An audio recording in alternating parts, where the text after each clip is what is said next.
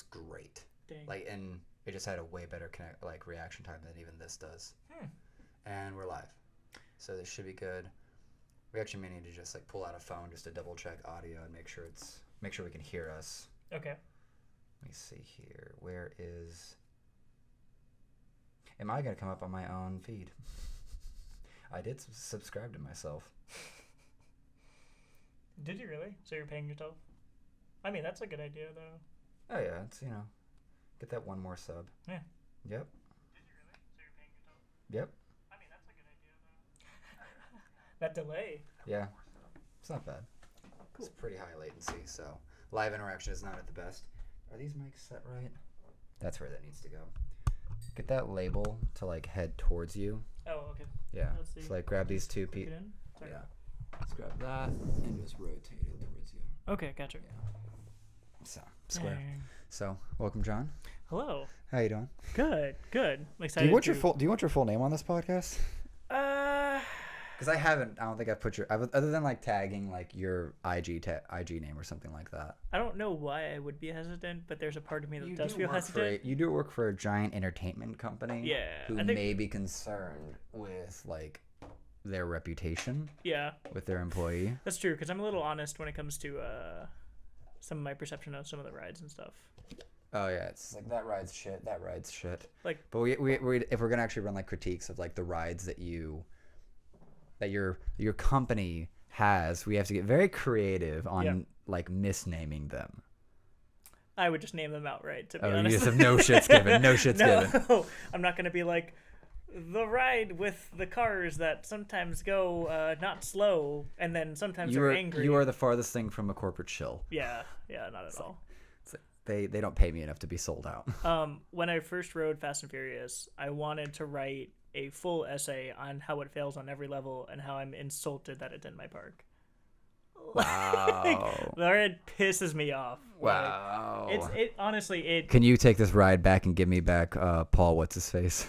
Oh God, yes. That exchange. To be honest, okay, I haven't even seen the movies.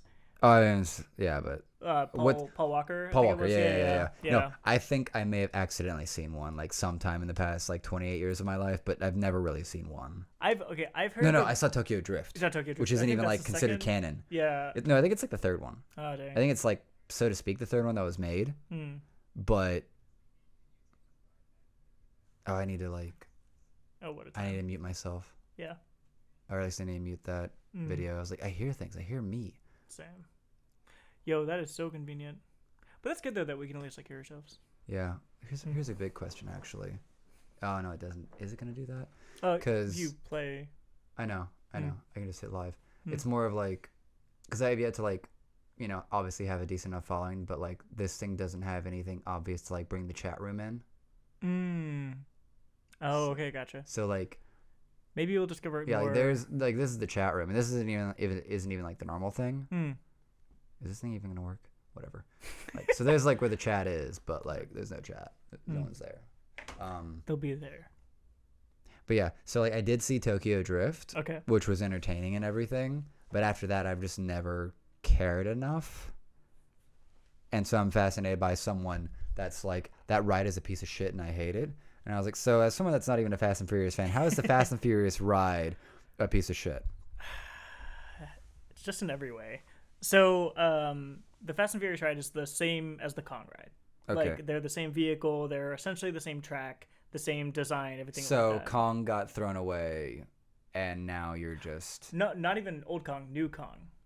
New Kong. Okay, because I remember the really old one where you're like on a floating belt or something like that. Confrontation. I think that's what it was called. Yeah. Right? Try to keep that mic like probably a fist away. Oh yeah. If you need to move that arm, like let me know. Or No, just like scoot on in or something. I understand. No, so Skull Island, Reign of Kong.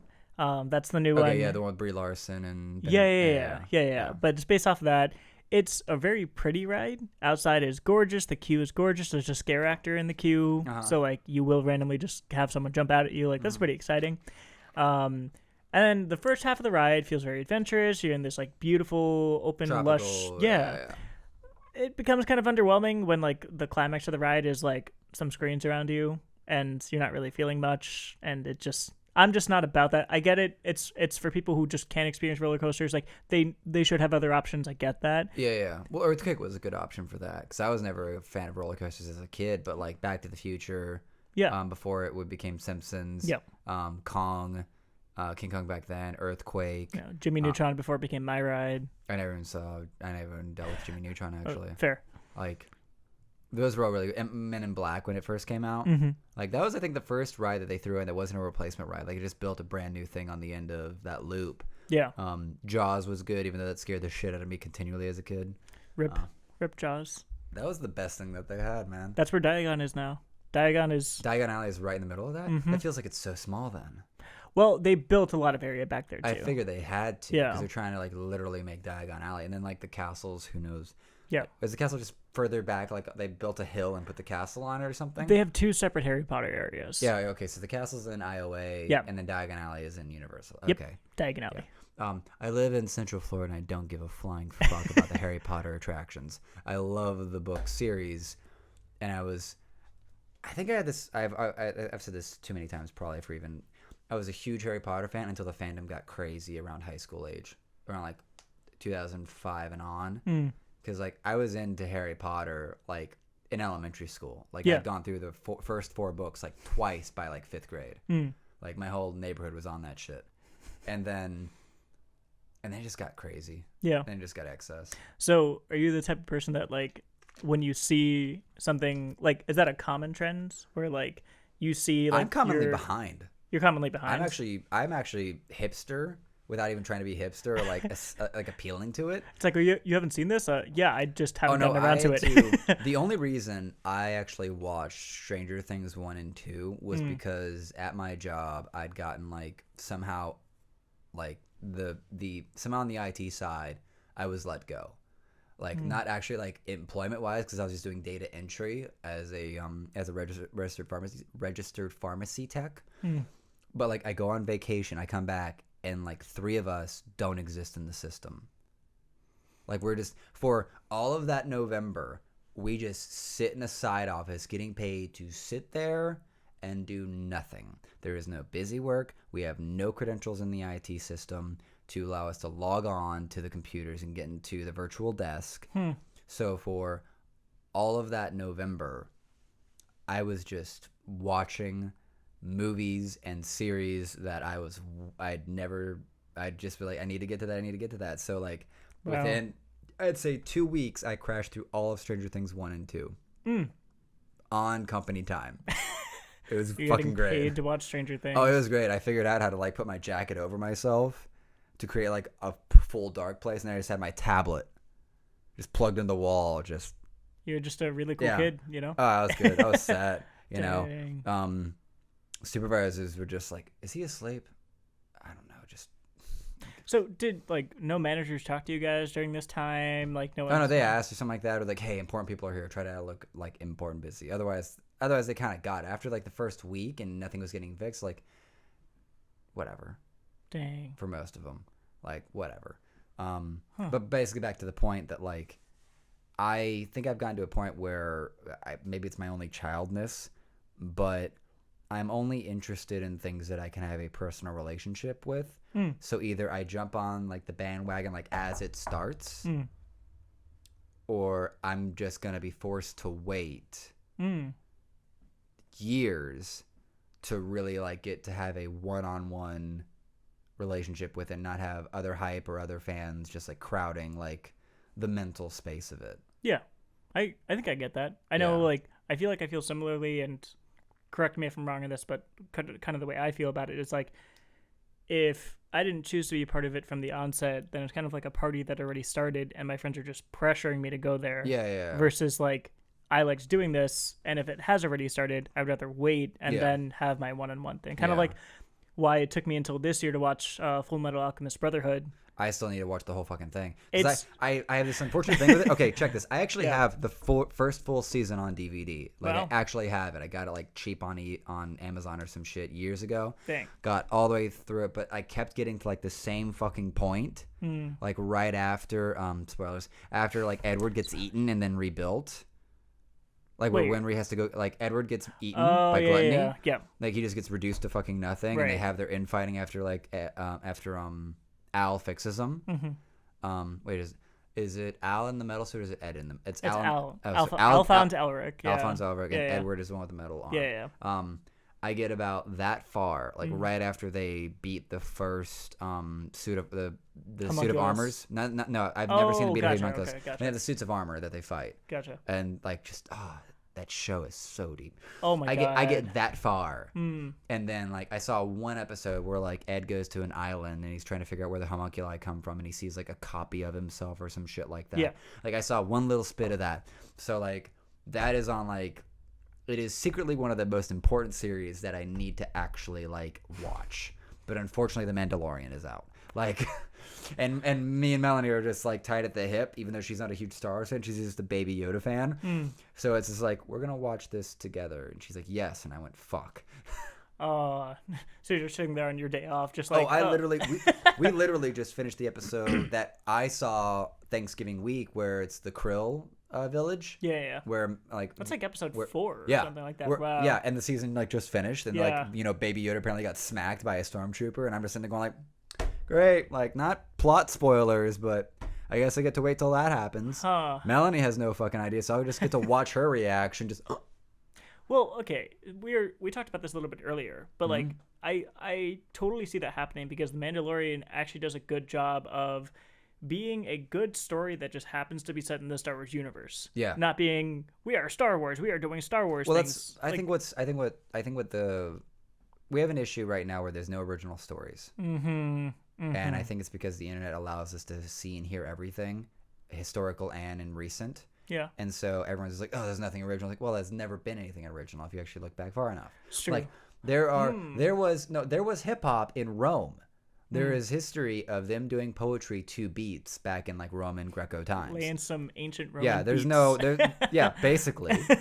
But like, and the same kind of like, graffiti jokes of just, genitalia and, the equivalent word of faggot or whatever racial slur you want to throw into that. Yeah.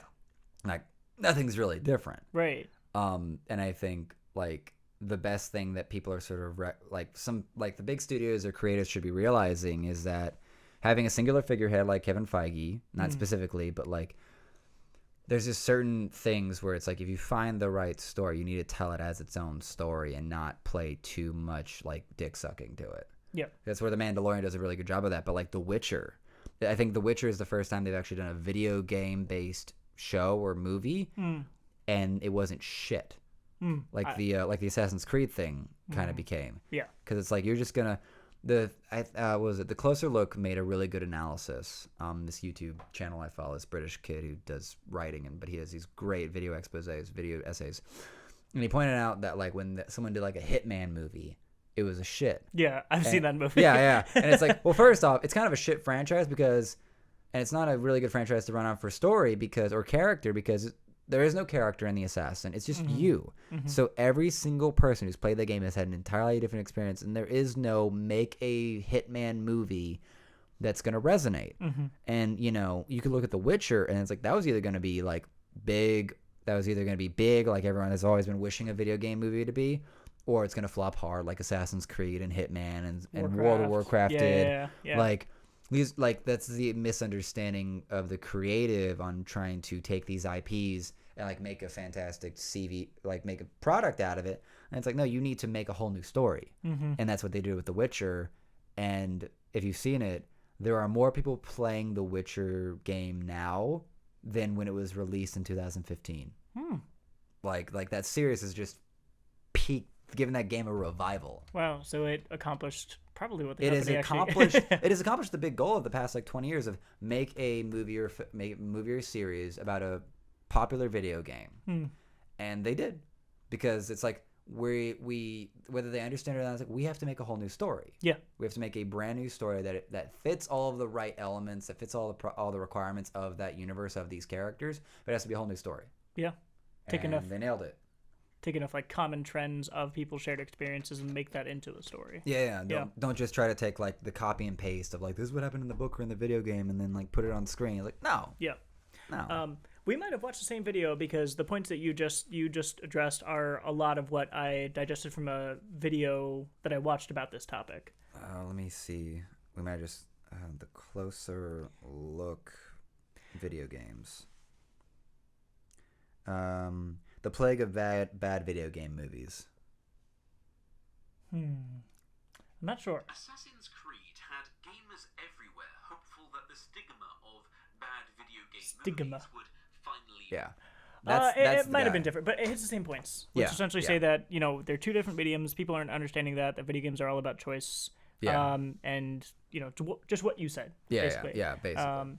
Now, if Riot made a League of Legends movie. But it would still work because we still want to see that world. But when we play the game, we're not exploring the world. Or exactly, anything. we're not. But they're about to make that. They have that RPG in play, and they have the anime coming, or not anime, but like cartoon. They have the fighting game. They have the card game that's out, which is like flopping right now because they hyped up release and then have the follow up because that's the only reason Fortnite is one of the most popular games in the West because Epic didn't drop the ball. Yeah. Everything else from Teamfight Tactics, Apex, PUBG has just dropped the ball on really expanding. Well, Riot also tried to release 7 games all at the same time, which seemed crazy at the time. We were all excited, and then it kind of flopped predictably. Well, I think that was the biggest. That was its own E3. Yeah, and it's probably the most successful E3 out of just one company, which is mad respect to you, you piece of shit, Riot. It's just that we all should have understood that maybe one of those games getting released this year was possible. The rest were very clearly in development, from the shooting game to the fighting game, to even the one little flash of the RPG with Blitzcrank just fighting little minions or something like that. Magic Carp Fly blew the fuck up on that one. I was that's what he's excited for. He may not say it, but that's the world building game. Everything else is just fighting. And they finally got into narrative stuff with even their cinematics, where you had Riven versus Draven. I was no, this is world building stuff. Oof. I've seen that video so many times. Oh, it's so good. I listened to. Do you know TB Skyn? Yeah. I saw him. I fell in love with him on his analysis because listening and watching him break that down for an hour, driving home one day, I was this is art. Making art and video essaying this fantastic video, basically. It was such a great analysis piece. I think he did the same for Giants. Yeah, no, he does it for everything in League, actually. His two focuses are Dark Souls and League, basically. He did recently do a video for reviewing Cats. So there's that. Okay, which I think that Riot move was a big, fantastic power move. Yeah. It's just that they have not learned the lesson to if you're gonna release something like TFT or your card game, you need to. There's a certain level of quality Riot has had good and well for a long time, and they have not executed both that part as well as the growth and marketing and competitive element of their games. So they come out and it's you got to strike while the iron's hot while the teens are at it. Otherwise, they're just going to go back to Fortnite because it's still going strong and hard because Epic Games just, found the formula and then nailed it and then ran right into just getting the competitive element built up and building that community. Yeah. And enabling their content creators. That was guys in the thing. grassroots side, which is its own overly hashed conversation about Riot. Well, okay. And Blizzard in a way too. Blizzard's got their own issues, but I need to rant a little bit about TFT and some of the common issues I see Riot making repeatedly. One of those most common things is that you're gonna be alone on this, by the way. I've not played a single game of Teamfight Tactics. Oh, I was all about it for the beta. Okay. And then what happened? I'm gonna get to that. So one thing I think Riot needs to recognize is that luck always plays a factor. You can put in the hard work, but the luck is going to take that hard work and explode it into something and create that opportunity, right? Yeah. So if you don't recognize that there are times where you do get a little bit lucky, you'll think that you're going to do no wrong at all times. Yeah. And I think that's what the mentality Riot has taken at this point. Basically, they don't recognize it hey, we had these people that were really into our game. They were strong personalities. They galvanized it. They popularized it. And now people follow those personalities and therefore follow our game even more than they would if it was just an average good game. Okay. You need to recognize that was a factor, because now they've started to take this mentality of like, oh, we don't need these people. I'm here now. Yeah, Riot's the end all be all. Right, Like, exactly. they're the standard. And so because of this, they don't do enough introspection. They don't analyze when they make their own mistakes. One big issue I've had with Riot for a very long time, especially about League, and something I think there's a good middle ground to strike. You look at a game like Melee. Yeah. Right? That competitive scene is still strong as hell. Yeah. That competitive scene still has personalities, like major tournaments every single year, and they may even be growing in population. I don't know exactly the numbers, but they may be. I think Melee is about to get rehashed into the most recent one. We can just share the tryout on this one, by the way. Oh, yeah? Because talking to a professional Smash player, a friend of the boyfriend of a coworker at my previous employer. Nice. He pointed out that Melee was, back then, that was a forward-thinking way to play the game. And then after that, when it got into like Brawl or whatnot, reactive gameplay was better. And that's what made like a huge split and divide between Melee and then like the next one or two versions of Smash.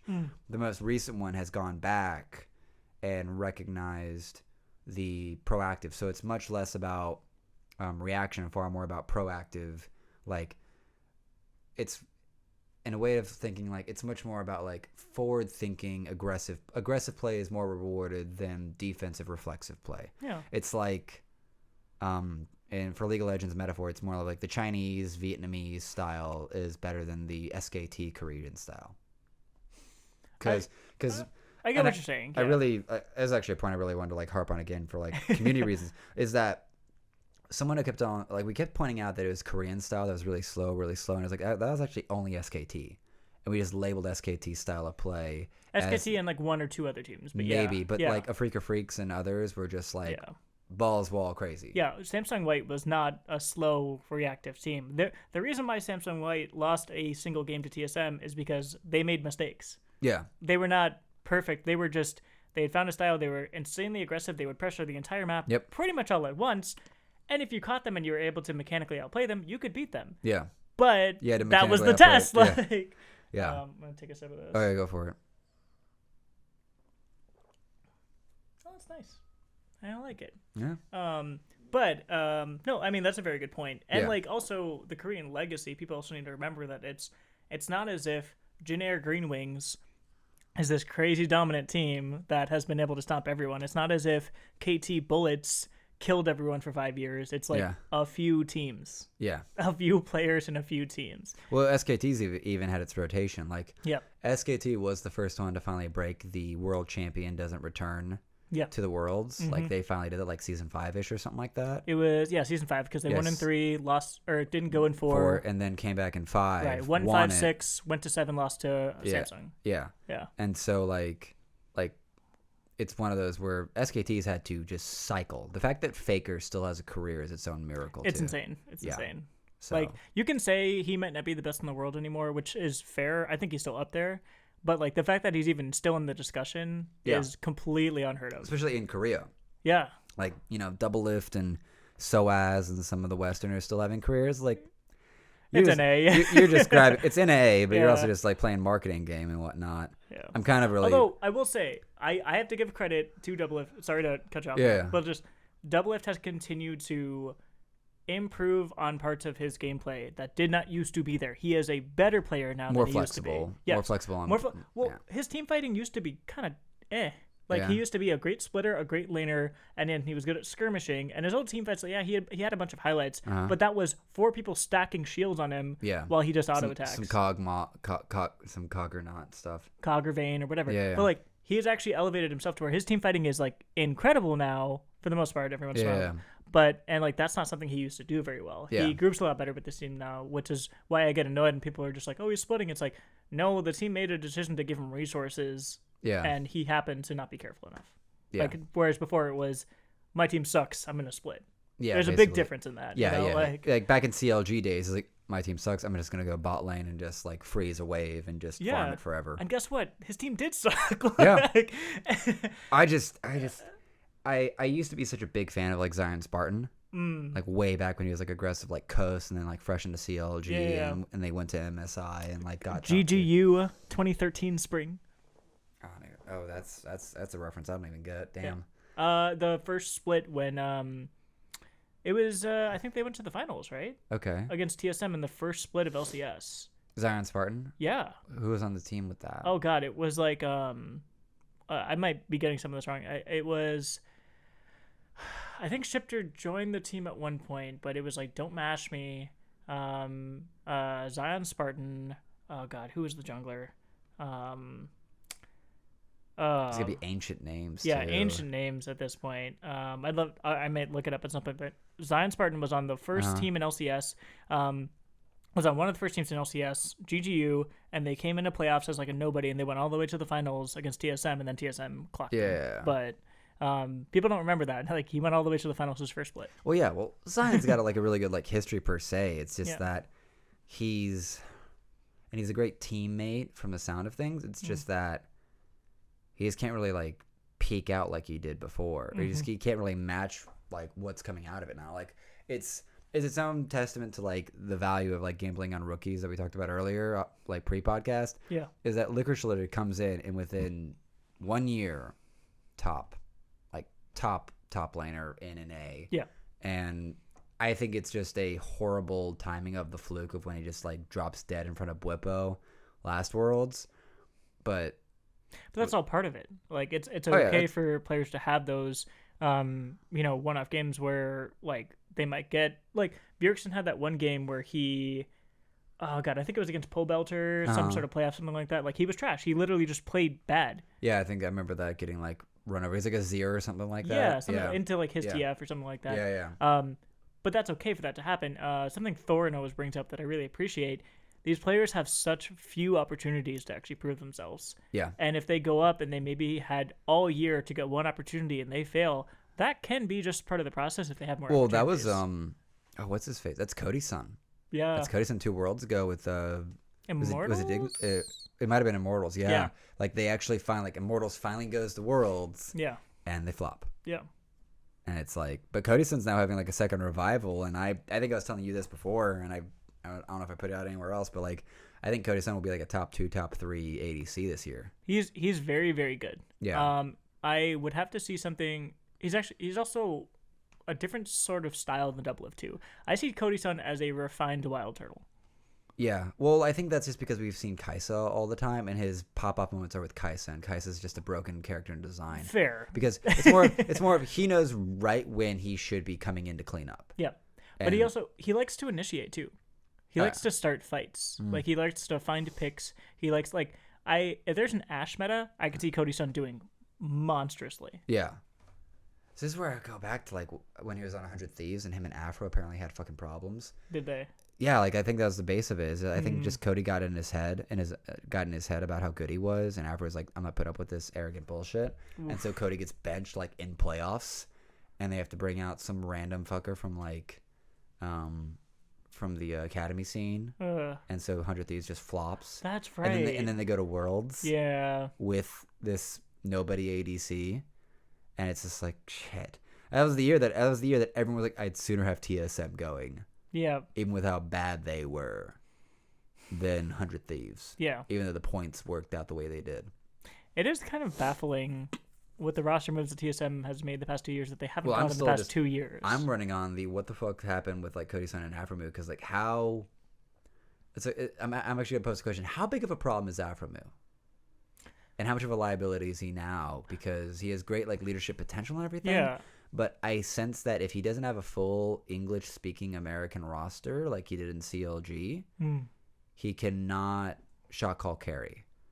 Because like when he had Someday top or he had Bang in his lane, I don't feel like he had anything to say. So maybe he like gets frustrated if they don't listen to him. Like, well, I think that's where like G2 has a really good thing, and I think TSM has always had a pretty good call on it per se, except for maybe like the one exception they had was with Less Boy, is that if you have you need to have 5 people that speak the same language, and when you don't have that, you have one of the like lauded best top laners of all time just going and winning you academy because like you can't actually like effectively communicate with them. Like you could almost say that like Impact had like maybe he's had relative lulls in his career in an A at least, but I would almost think like he just keeps going and keeps either maintaining or in a way getting better because his command of the language gets better. It's sort of where we're now like with Rookie and IG and the Shy.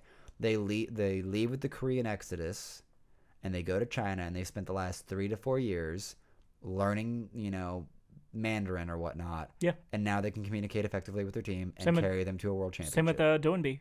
Yeah. Yeah. Same story. Like it's just I swear like the biggest thing they probably had to take care of is just getting the language barrier because Doinby needs to have a language barrier for his style to work anyway.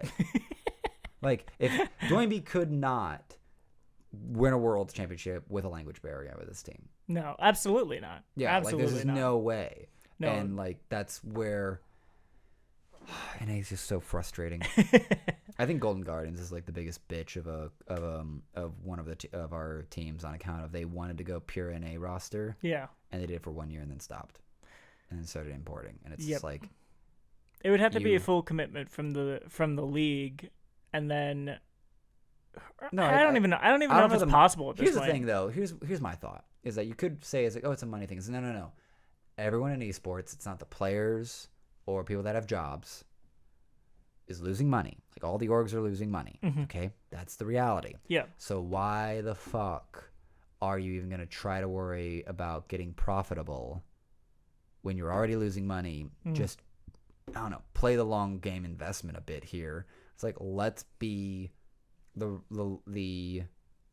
other Cloud9 effectively. Yeah. Let's actually play we're going to take on the giant ass responsibility. We're just going to develop all of NA talent. We're not going to be concerned with imports at all. And we care about acquiring and finding and showcasing and building up the best pedigree of NA talent there is. And that's our thing. And, that can look like dog shit for 2-3 years. You're already 2-3 years in. Yeah.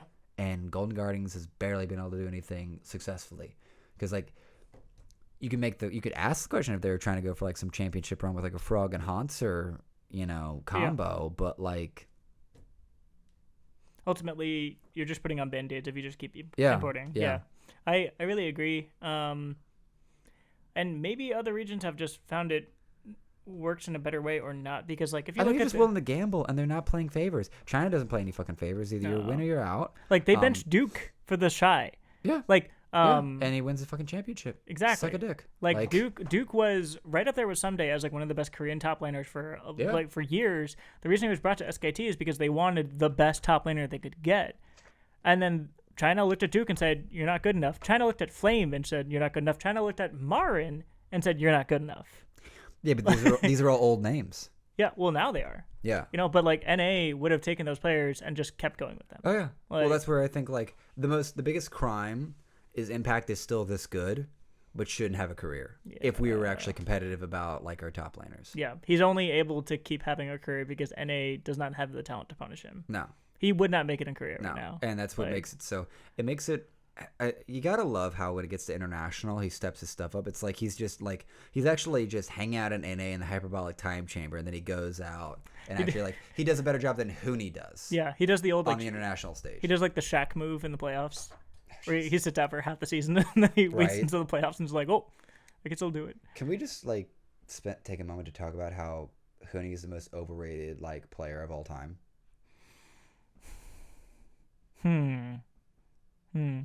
I think he is now. I think the moment he gets a $4.2 million contract is the moment he goes, "That's the most overrated player, and I can prove it mathematically." I'm sorry, when he gets dicked on that hard. Yeah, his first couple of seasons were actually immaculate. They were in Europe. Yeah. He comes over here and gets on Immortals. Yeah. Out the gate. That was great. Couldn't finish. Yeah. Yeah, because then he started doing stupid shit like the top Lucian against TSM when, to be honest, TSM was projected to lose that series. Yeah. And then they 3-0'd them. Yeah. He threw it. Yeah. And top lane Lucian has followed all over the world now. He was the first one to ever do it, and it's been viable? I only like it mid lane other than bottom lane. I don't like it top lane at all. And I've only seen top lane Quinn work in specific teams that are very good at split pushing. Other than that, I don't think you should do it. Yeah. No. That's only if you have... I remember this. I remember actually that year that Quinn was meta as fuck top lane. I think it was SKT, and they just threw Marin or Duke or something like that on Quinn. And it was scary. I was scared because she gets like those home guard boots. Yeah. It just flies across the whole map. It's like she's gonna find him. She's gonna kill him. Yep.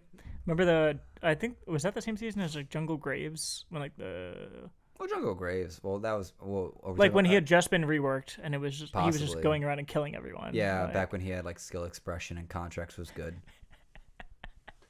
Contracts had like Well, was Contracts good because Contracts was good, or was Contracts good because Graves was good? or was Contracts good because he had high correcting his like fallacies? Yeah. I think the analysis I got out of someone that worked with Contracts, it might have been Degon, or one of the many people we listen to. Contracts is immaculate at tracking the other jungler and knowing where they are, but his decision making for like punishing is just like a shit show. Something you can't really teach. I mean, you can coach, but like eventually it's just down to the person. It's one of those where it's just like you have to sit there and analyze like the decision making, the actions, but you're kind of just like you kind of need to figure out how to fix that. Like here's the issue. Here's what you could have, should have done. You need to like entrench that in how you execute, basically. So, okay, do you think League would ever get to the point of Counter-Strike where there's an in-game coach? If TSM paid the league enough to like get a third coach basically on the stage. How much do you think? I personally think I thought that should have been a thing like season 2. Yeah. Like when I first started playing it, the only thing I knew I could do at the time is that I could have been a really good top-down like player per se. Like in terms of, I thought it would have been a really good thing to have a coach in play for the whole match to help with overall strategy. Yeah. So like I'll say yes when I think back to my mindset about the game way early on. Like way early on when like, I could still kick my ass. Like me right now could kick myself then's ass really hard. Just because like I had no concept about what I was getting into. And the huge learning curve of this game too. It's like, stupid. You spend the first 3 months being horrible and then you get eventually decent. to the point. Yeah, exactly. Yeah, it's just like it's one of those where it's like I don't want to be a one trick. It's like, be a one trick. Be a one trick. Be a one trick just long enough to get that. There's that event horizon that you break. It was like, oh, I understand so much more about this game now. Yeah. Like all the knowledge you've been putting in, then it finally just like flattens out and just immerses into the soil that is like your brain, and then you're just like, oh, I know how to build now for this character, or I know how to path a bit better, or I know how to last hit I without know fail. when to change my role in the team. Yeah, shit like that. Like, you know, was my first one trick, and in every lane possible, it was Thresh, but primarily top lane. Top lane primarily Thresh. when top lane Thresh first came out, he had so much damage on so many with of his his E abilities. and everything. Well, because the build up on the E used to be on his Q. So there was no point to max E first. You would only max Q first because you had really high base damage on the Q. And you had your hook on like a lower cooldown. Yeah, exactly. So like that's why they had to change it to E. Also, his range used to be something like I think anywhere from 50 to 75 more. They've nerfed it multiple times. Yeah. So you would just build it up, whack your opponent. They can't do anything to you. And then if they go to try to like fight you, you just E them back, shield yourself. You can ult them as soon as you hit 6. Like I would just kill people and just roam the map. It was so much fun. and you would go full AD so that you could just go and kill people in 2 hits. Like, Basically, just crit. I still do that in ARAM. Yeah. but ARAM's where you could be experimenting with builds just to see how they feel. AP Nasus, ADTF, attack speed TF. But you have to go with that mindset. I unfortunately have a perpetually win mindset, so I'm always telling everyone to like buy Warmogs. Like everyone buy Warmogs. Yeah. Aram's such a funny little beast. But getting back to the coaching topic, I would love to see what the landscape of the entire competitive scene would become if you had in-game coaches. Because if you take and all the different dynamics. So say you have someone like Huni, would it be the case that someone is able to control him and say like, hey, you're doing great right now, but you need to be here? Or do you think that he would save them off?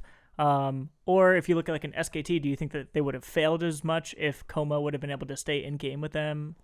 I think it would increase the competitiveness of the game, period. Like I see it as nothing but like a net positive. Yeah. It's just that like the pushback is just tradition maybe. And whatever Riot wants the game to be.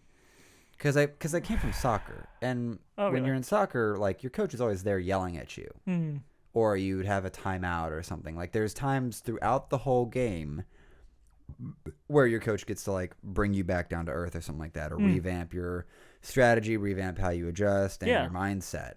And unfortunately, with how NA and EU are running it, we just keep having these one-offs because like they did the best of 3 system.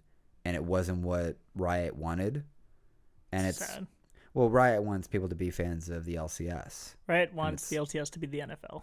And it's like, no, buddy. Yeah. That's not how this works. That's where COD's making the smart play and actually is doing tournament style like Smash and CSGO does, because that's what the scene has survived off of and done forever. Mm-hmm. And unfortunately, like Blizzard just is doing the Riot thing. And they're going global too fast. Well, it bothers me with Riot because like, if they're trying to model off of traditional sports like as much as they do, like that is a thing in football in a lot of these games, right? And also you see such a big issue with so many teams where they don't respect their coaches because the coaches might not even offer that much. Yeah. You haven't even tapped into the ability of someone to be able to show their on-the-spot decision-making to coach their team. Yeah. And that could be like, the same coaches that you have now might not even be doing that role. Yeah. But you're literally creating another role that makes these teams better, and you're not tapping into that. Well, it's all about like upping the competitiveness of it. Yeah. That's just where, like, it almost makes you wonder, like, what's the point of a fucking coach other than working on draft? Because, like... Draft and analysis, but that's not a coach, that's an analyst. Yeah, like, and that's where, you know, like... No, like, we don't really have coaches. We don't. Like, we have people that help with draft, help with analysis, maybe help with one-on-ones. Yeah. And helping, like, brainstorm out, like, matchups. Yeah. But, like, a coach in traditional sports mindset is there for every step of the game. Mm-hmm. And since we only have one-offs, we don't do best of 3s or anything like that. And best of 5s are only during, like, playoffs and finals. Yeah. You might get 2 opportunities of that throughout the year if you're not on a top team. Yeah. That's what made TSM so dominant. Is that they'd done enough best of 5s because they'd been so winning. They'd won so much that any team that got to a best of 5 just couldn't match them. Yep. Because they've played it 12 times. You've done it. This is your second time doing it. Yeah. Yeah. Like they're not wavered by it. Yeah. And that's just where when that happened, actually, I really thought I really bought into the best of 3 style and it would really help their competitiveness. And then that year we still fell apart. But that year, Riot really like showed that they care more about entertainment than competition. Yeah, because they like we've both seen like what Zareen has been talking about, and like it makes sense with their actions. Like they keep pushing the best of 1 because they know it's more random, because they know it's not as standardized, because they know that there's just the a higher volatility is there and upsets are there, and there's been all these discussions about it and everything. Yeah, and it's just like fuck off. It's just frustrating because we wanted I think they get scared about losing some entertainment to prioritize competition. I think we both think that, hey, the best competition is entertainment. I kind of want to... What was the viewing on that? Because I've been watching these Smash videos. Like, I'm not... What is it? It's a 44K, so that's not a lot. But, like, people are basically, like, pretty okay going into a very low-budget broadcast of a 1v1 best of, like, 5 Smash game. Like on CRTs. Yeah. like old school things, like 2 people are just sitting next to each other. It's obviously a convention center in the background or a hotel, like just chairs in the background with those foamish walls or whatever. And people are just watching these 2 people play the game, and there's no extra entertainment crap. There's none of these.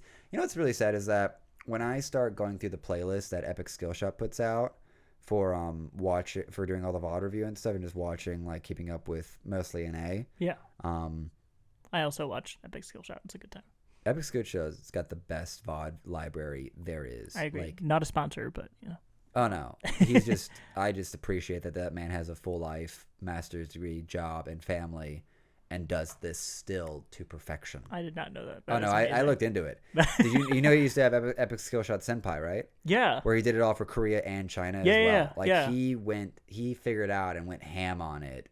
Like he actually has only like 2 blemishes on his whole career as being the VOD librarian for a league. Wow. And it's like from like season 2, season 3. Wow. Like he's got the kind of odd library where I went back and watched Froggen and Crepo roll swap, and Crepo went Anivia mid. Oh my and god. Froggen went Blitzcrank bot Yes. and ran train on some bitches. I watched that game live. Dude, that broke my. I watched that live, I think too. Or I watched it in VOD review, but I was like, "Get the fuck out of here, man!" God. Back when League is still great in a lot of ways, but that just felt like a different time. Oh yeah. Well, I think that's where the tournament. Here's the funny thing: is that the tournament style actually would create more volatility in terms of what the meta is. Yeah, because there's tournament metas that develop. Yeah, basically. And I really love that idea because I think that's what I love about Worlds so much is that the game is frozen just long enough that you get the development of just other than just the first impression patch.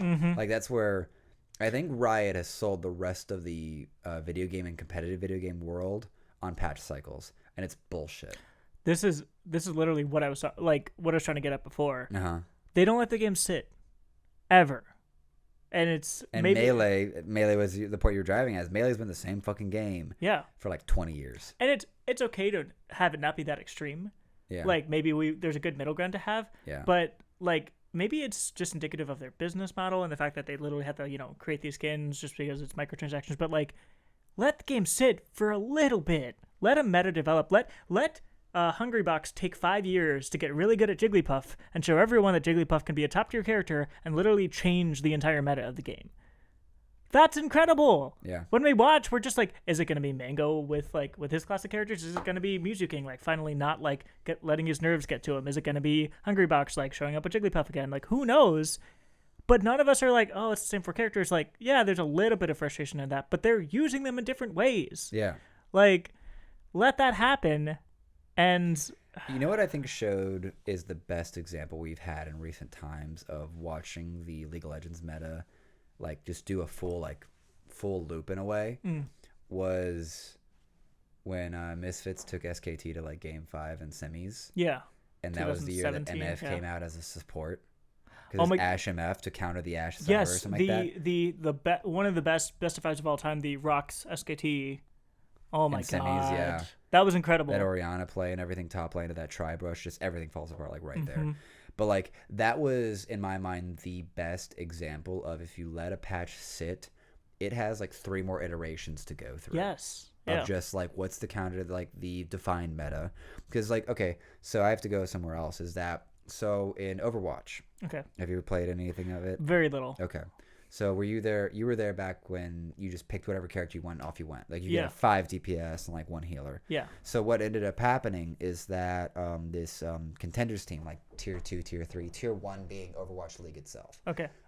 So it goes down from there. Tier 2 would be like Academy. Okay. Okay, and tier 3 is like open, like people just going around fighting each other. And then you have like the actual like competitive ladder, SR and shit. So this team Goats decided and came out like right after the character Brigitte came out. They came up with the 3 tanks and 3 supports meta. And because Overwatch League is only single objective, they would go to the objective and with 3 healers and 3 tanks with all that thickness, all that healing, and all of that peel ability, they basically would just stand there and be like, come fight us. And no combination of DPS in the second scene could do anything about it. And it came into the pro scene of Overwatch League at the end of season 1 and basically dominated 3/4 of the season. Wow. For season 2 until Blizzard implemented role lock. Wow. Because the teams wanted it. Because there were 2 top teams in the whole league that had goats better than anyone. But all you're watching is just 6 characters just mash at each other until one person drops, and then it's a cascade effect. Like, it was so ridiculous. And it was really boring to watch, and it was like the biggest blemish on the Overwatch competitive scene and in the game. And everyone had been saying do role luck forever. But here's the thing.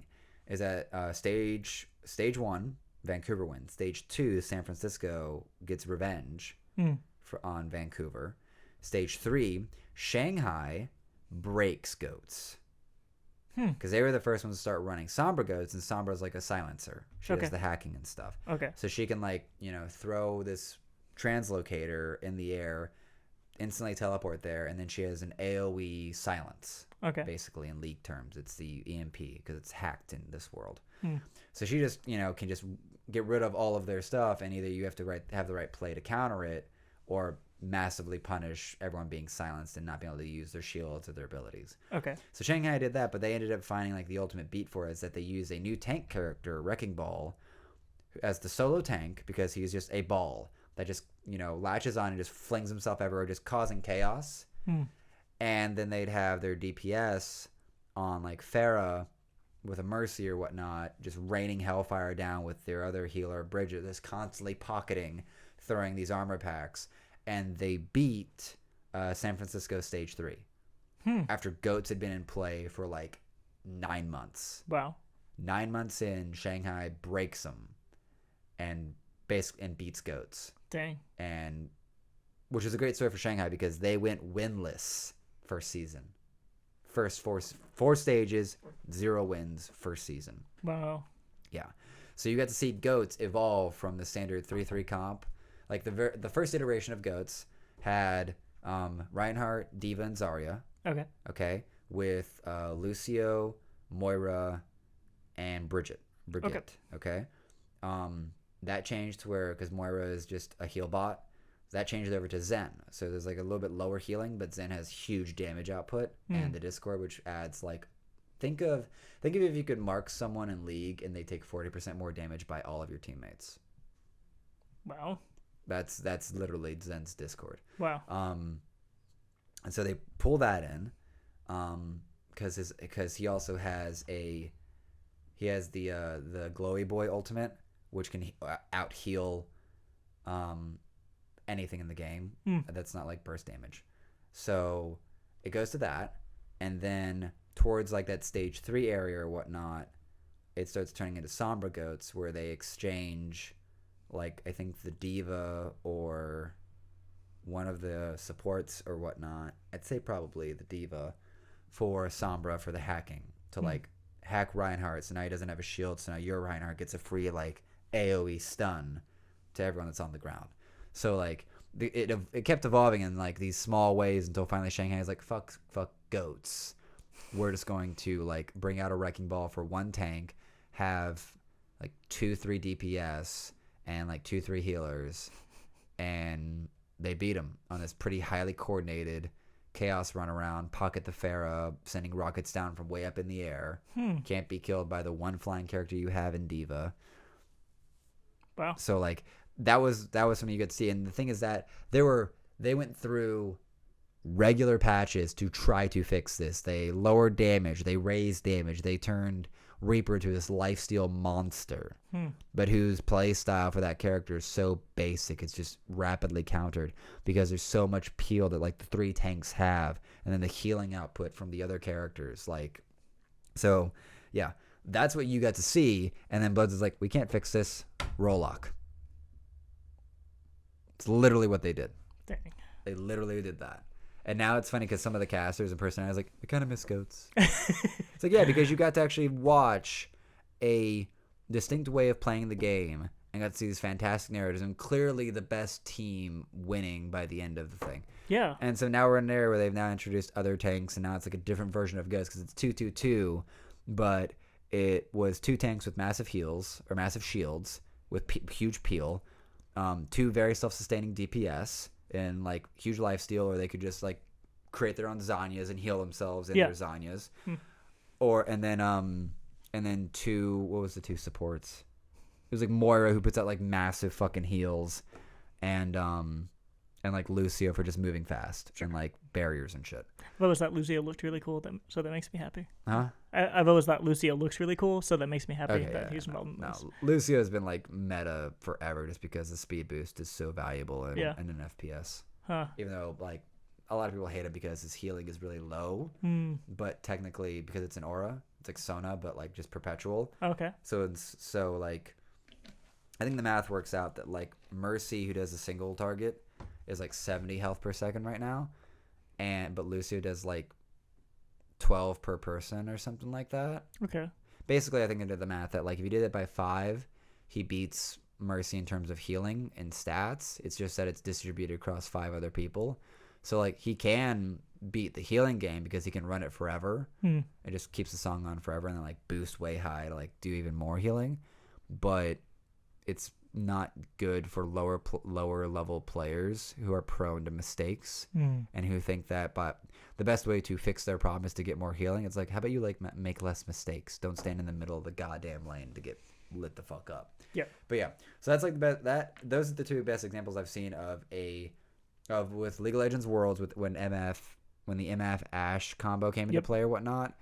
The MF rush, the Executioner's calling, whatever support item it was. Yeah, just to burn through Zyra like a weed, and then the goats meta from Overwatch League, where like they're stuck by tournament, or they're stuck because like literally they have to break the game to fix it.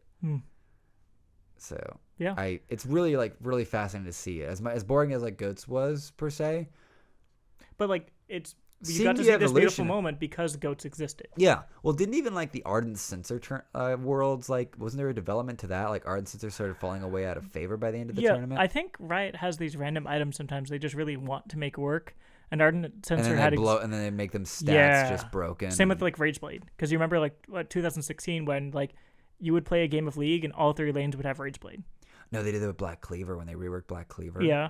And like literally, I think there was a game where like even Sona, like near the end of the game, went back and got 5 Black Cleavers because the armor shredding like stacked per cleaver. It wasn't a unique passive. Well, do you remember?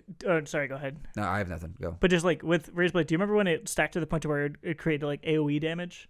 Oh, I think so. And it was only like the item only cost like 2,400, and it was a pretty simple recipe. Like if you were Nocturne, if you were Ezreal, if you were Jax, anyone. Yeah, anyone. It was stupid. Ran train. But yeah, I might have been out of the game at the time. Yeah, I just remember being against. I was a Quinn against the top lane Vayne, and the moment they got Rageblade, it was all over. Everyone, literally like, every lane would build it. Yeah.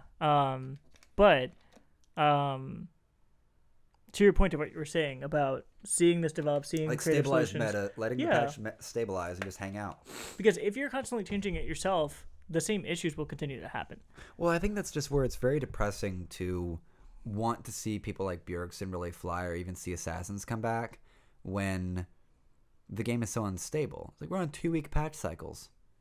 What are any teams going to do with this? This champion that you just spent the past 2 weeks working on, in a month from now, maybe even less, like it might just not exist anymore. Yeah, and that time is wasted. Like I think Assassins and fun characters could come back into the game. Yeah, if it was stable long enough for people to figure out exactly what they needed to do to make it work.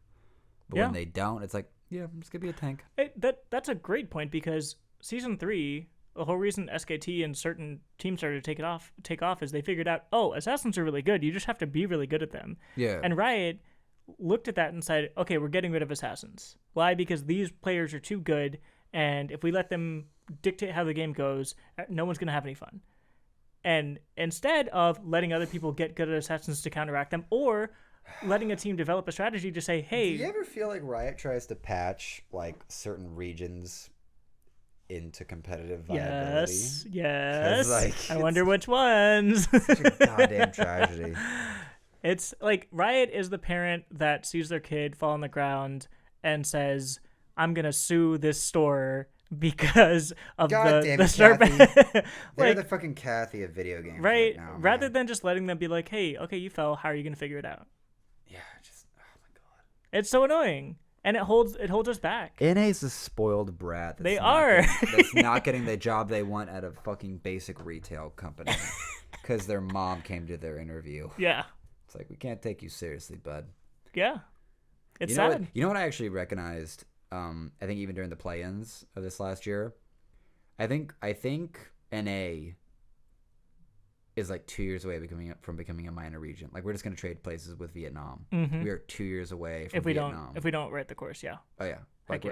And it's where you kind of want to look at Riot and just be like, how are you going to fix this one, fucker? Mm-hmm. Like, how are you going to flip the entire competitive viability, and not to mention population gap, of North America against, Vietnam, who is like still like batshit crazy in terms of how they play the game. Yeah, or even Taiwan. or even Taiwan. Yeah. Like, well, Taiwan's an LPL now. They've been there. Like LPL's gone. Taiwan is now being made a part of 2 different LPLs. Really? Yeah. Wow. Okay. Yeah. I didn't know that. On the other side, though, Japan is like a giant fucking joke. Yeah.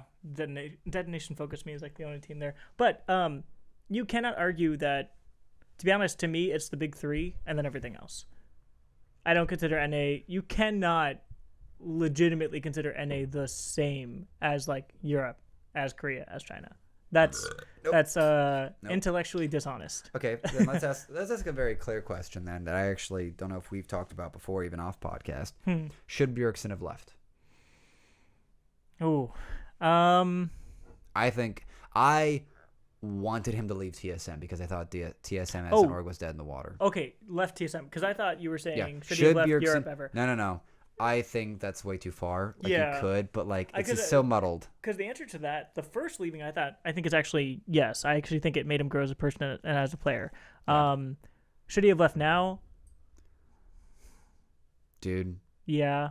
it was done. Yeah. Like TSM's reputation is having to get a whole rework. Yeah. They just need, sometimes you just gotta clear the slate and try again. Like, Yeah, it's weird. what is this? But Pisco. Pisco. Was it reservado? I like the Stonehenge head sort of a bottle Right. there.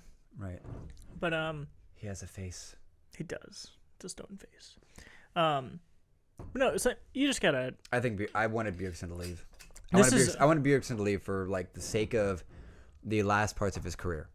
Yeah. Because right now, either he's going to play insurance policy to TSM Yeah. for the rest of his career, or he's going to go somewhere and make a proper attempt at going to Worlds. Like how he should. Like, I'm sorry. The fact that Bjergsen to me is like, the fact that you have not been to a Worlds finals is a goddamn crime. Like even in a shallow way, it's like he should have been a part of like the Worlds video this year, but TSM just shit the bed in the summer. Yep. Yeah, he wasn't a part of Rise. Like, he wasn't a part of. Yeah, I think someone on Facebook check pointed it out, but like, do you really think like because like there's 4 major regions and like 3 of them had people in the music video, and I love that point out. I was like, oh my god, Bjergsen literally has footage for this music video that they couldn't bring in because he didn't fucking make it because TSM shit the bed because of fucking Grig. Yep. So it wasn't relevant. It's so we were talking earlier about relationships, certain personalities in like teams and stuff like that. Let me real quick. Make sure I don't have sniffles. Oh, sniffling. We're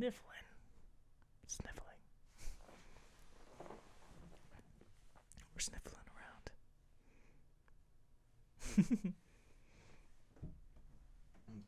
Okay. No, we're good. From outer space. From outer space. Okay, so brandy next. Okay, I'm okay with this. These are such nice bottles. Have you ever had like good brandy before? No, I really haven't. So I've had really trashy brandy. So this is good brandy. Okay. Mostly because I had like a I didn't want to soil it with other random shit. Nice. Because like these are like experiment bottles. Sure. And we have yet to like we don't. The reason my liquor cabinet looks good is because I never touch it.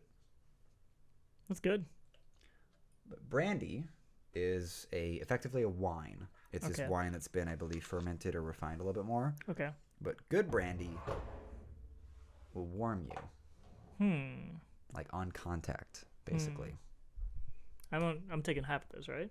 Or you can take whatever you want of that. Really? The rest of this bottle is mine, so you can take like whatever you fucking want. I'm probably out gonna of take the that. whole thing then. Then go for it. It is meant to be sipped and neat, but you'll feel that warm yourself as it goes down. It was smooth going down. I don't know if I feel the warmth yet. I could be updated. Or I just feel smooth. Okay. Yeah. Body chemistries. Yeah, who knows? But no. I feel it warming my chest right now. Yeah. Yeah. It was nice though. Oh, okay. So the family and personalities and relationships and stuff like that? Yes. Okay, so there is something to be said about someone coming in trying to maintain their own authority and autonomy versus their mid laner, and that mid laner being a partial owner of the team. Well, okay, like, so the points that have been countered on that by, like, Loco and Dagon and Dominate is that he probably has such an infinitesimally small amount of equity, it doesn't fucking matter. And it's not like Cloud9 wasn't also doing the same fucking thing of just giving equity to, or, like, having equity as a part of the contract. Okay, well, then, like, that's totally fair. Let me reframe then. I don't think players should have equity. No, same. And I understand that viewpoint totally. Yeah. If it's a significant amount of equity. Yeah. Because it's kind of like, hey, my teammate's my boss from a business standpoint. So like I totally understand all those points. Yeah. And I agree. It's just that if the equity amount is like, you know, the equivalent of buying like $100 worth of Coke stock this afternoon. Yeah. You can't take me seriously. You don't have enough like voting rights to even affect the board to like get me fired. That's you have true. to have like massive favors.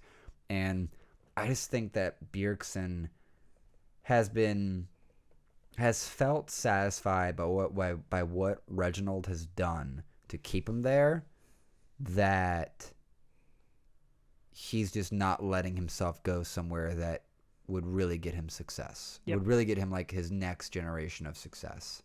Sorry about that. Yeah. I agree. I think Bjergsen seems like a loyal person. Well, yeah, and He seems really dedicated. Nice. Yeah. That's nice. That's great. It's loyal to the TSM brand, and I think TSM brand needs like an update. Yeah. In a way. What's funny is that I think that's really how Double F felt about CLG, and probably that's the biggest joke that ever happened in NA, where he's like, "My family would really come together to stop fighting. We finally got a championship. Bye." That was so. I wanted to get back to Afremu at some point. We could talk about it now if you want. The death of Rush Hour. Okay. I think Afremu is so well spoken and so mature in how he approaches things that he ends up becoming such a respected leadership figure that the GM equivalent will take his word for gold and let him make the decisions. Yeah. Which is where I'm very interested to see the power dynamic between... No, Papa Smithy, no. I'm very interested to see what happens with Dignitas, because I thought... I wanted to see how Papa Smithy and Afremu would actually interact. Yeah, it's very interesting that he's now not on the team, even though Yeah. Papa's there. Well, I think there was a flip on that one. I think they'd had Afremu for like 2 years now. Like, Afremu's been there since the beginning with 100 Thieves. It also would have been interesting to see Zix with Afremu again. I'm really sad about Zix, because he's been one of my favorite coaches outside of like... maybe Cop, because I remember Cop was like finally starting to peak as an ADC, and then he goes coach. Yeah, back in the day. Like, I think he turned out to be a better coach. Yeah. Oh yeah. Well, I think it was between like him and Frog. I know Frog watches a lot of VODs on their own, but Cop does a lot of watching too. Like he's just got a really good mind for it. Someday I want us to talk about what team could channel Froggen into great success again, because that guy has such a love for the game. Let Thorin just build the team. Oh my, he would. Oh yeah. Apparently Thorin back in the day was like someone was trying to get him to be a coach of a team. Yeah, I think I remember him mentioning that or something like that. Just let him and Monty just create a team and God. just watch this bunch of plebeians just Monty create a team? What? Right, would love that. Did you sad story. Did you see what happened with Emilia? Yeah. Yeah. I didn't want to believe it. I want to call bullshit, but I'm also just like, what? She was like 24? Yeah, she was young. That's so rough. Yeah. That's. But like, if you looked at all of her December tweets, because I went back and looked, because I was just like flying through Twitter the other day, I was like, yeah, she's on the way down. It's one of those like hindsight makes it 2020 in terms of just like what happened, but you kind of looked at it, she's just depressed all December on her tweets, and it's like, and I kept trying to find like whenever she was streaming or something like that, but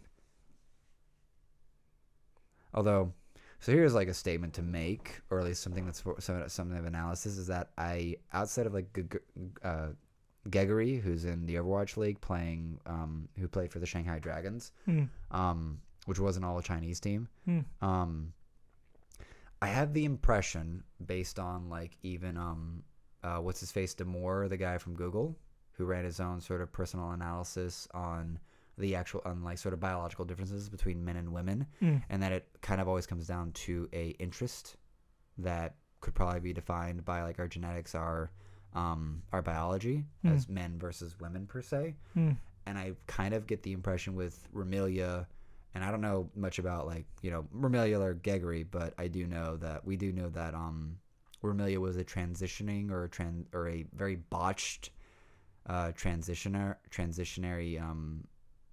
was it, I guess it's transsexual woman, if I could be way off on that one. Yeah. And so like the physical surgery didn't go well. Well, yeah, like something like that. Like it's one of those. Well, she actually got a bunch of promises, but it was from someone that was outside of or inside of the Renegades org.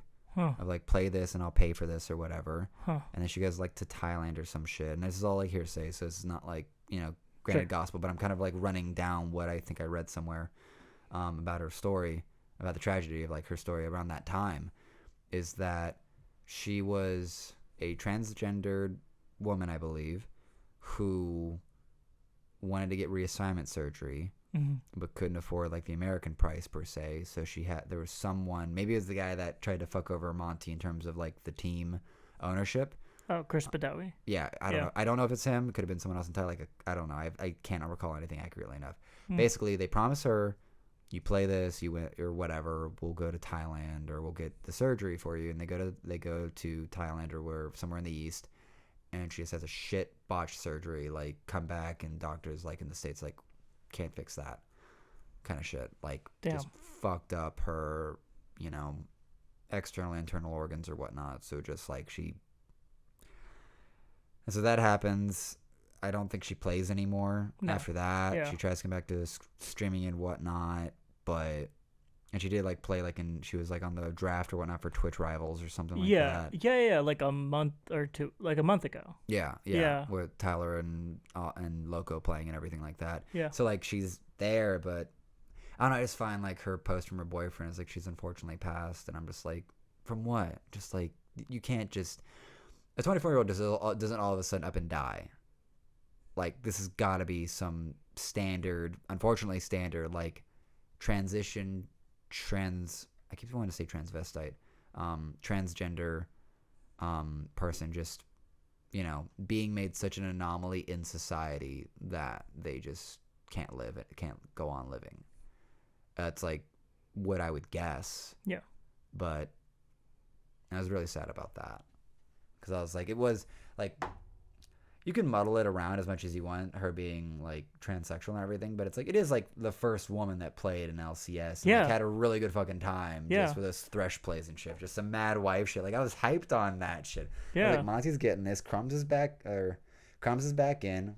He's never been god tier, but Alex Itch was the mid laner of that fucking team. I was like, it's some retro shit. It's like it's the Delta Fox that actually happened. Yeah. And then you have like Romelia. I was like, who's some girl? And I was like, oh, well, kind of cute transvestite. Oh, okay. I feel a little weird about myself, but I'll deal with that later. Yeah. And then she's like running these mad hooks and saves with the lanterns and shit. It's just like, mad wife on deck, let's go. And then she has to pull out. It's like, yeah. It was that was a dark time. That was a dark time for Riot and League and NA and stuff, with just what happened with. And they try to pretend like it doesn't exist. Well, Blizzard does that. Yeah. Before the Overwatch League, there was Apex Legends on Korea. There was like several seasons. Really? Of an American team beat a Korean team in the finals. Wow. Yeah. The Holy team that became Season 1 Dallas Fuel. Huh. Yeah. Wow. It was a Western American team beat the Koreans in like one of the final seasons of Apex. And they had like several seasons of Apex. Wow. And anything that is, I guess, Blizzard specific, they can't talk. You can tell they have been implicitly told that Apex history doesn't exist. And you're kind of sitting there like, but where does all the hype from all these players come from? It comes from their time in Apex Legends, and in the Apex series or whatnot, the Apex system in Korea. Like, that's where the Overwatch League competitive scene started, fuckers. Wow. And it's just kind of obvious that there's, and some people have actually challenged it. Like, we can't even fucking act like this should even have. There's like, there's not all this history of Taimu running train and winning against a Korean team with Roadhog, who's his, and time was his hit scan, like sniper player, and he's got like a legendary Roadhog and shit. We can't even go over things. We can't even like we like can only say that Birdring is a legendary previous player before Overwatch League Season 1, but like you have to be referencing Apex and his time in Apex running like being just shitting on kids. So like nope, just ignore it. There's dumb shit like that. There's dumb shit like that. And so yeah, so dang. Yeah. Rest in peace, Vermilia. Yeah. Although I want to call bullshit. I want to call bullshit on that. I was like, this is not. It's not my business, but it's one of those like you can't make a statement like that without like giving a full story, and like you can't give a statement like that and be surprised when people want to know more. Yeah. Like need a proper breakdown. Yeah. But not entitled, just would appreciate kind of thing, I guess. So here's something we can jump to. Yeah, actually, I want to watch the video for this, or have you watch the video for this? Yeah, absolutely. Just so I don't get flagged. I want you to watch this the end of Listen Loco. Oh gosh. Thoran Loco. Where is this? We'll just claim fair use, you know? Yeah, 6.25. Okay. I don't even know about fair use or shit like that. Yeah. Maybe that has something to do with this. Wait, is he still an import? Go grab that. We're just gonna have everything really low for a second. Oh, forgiven.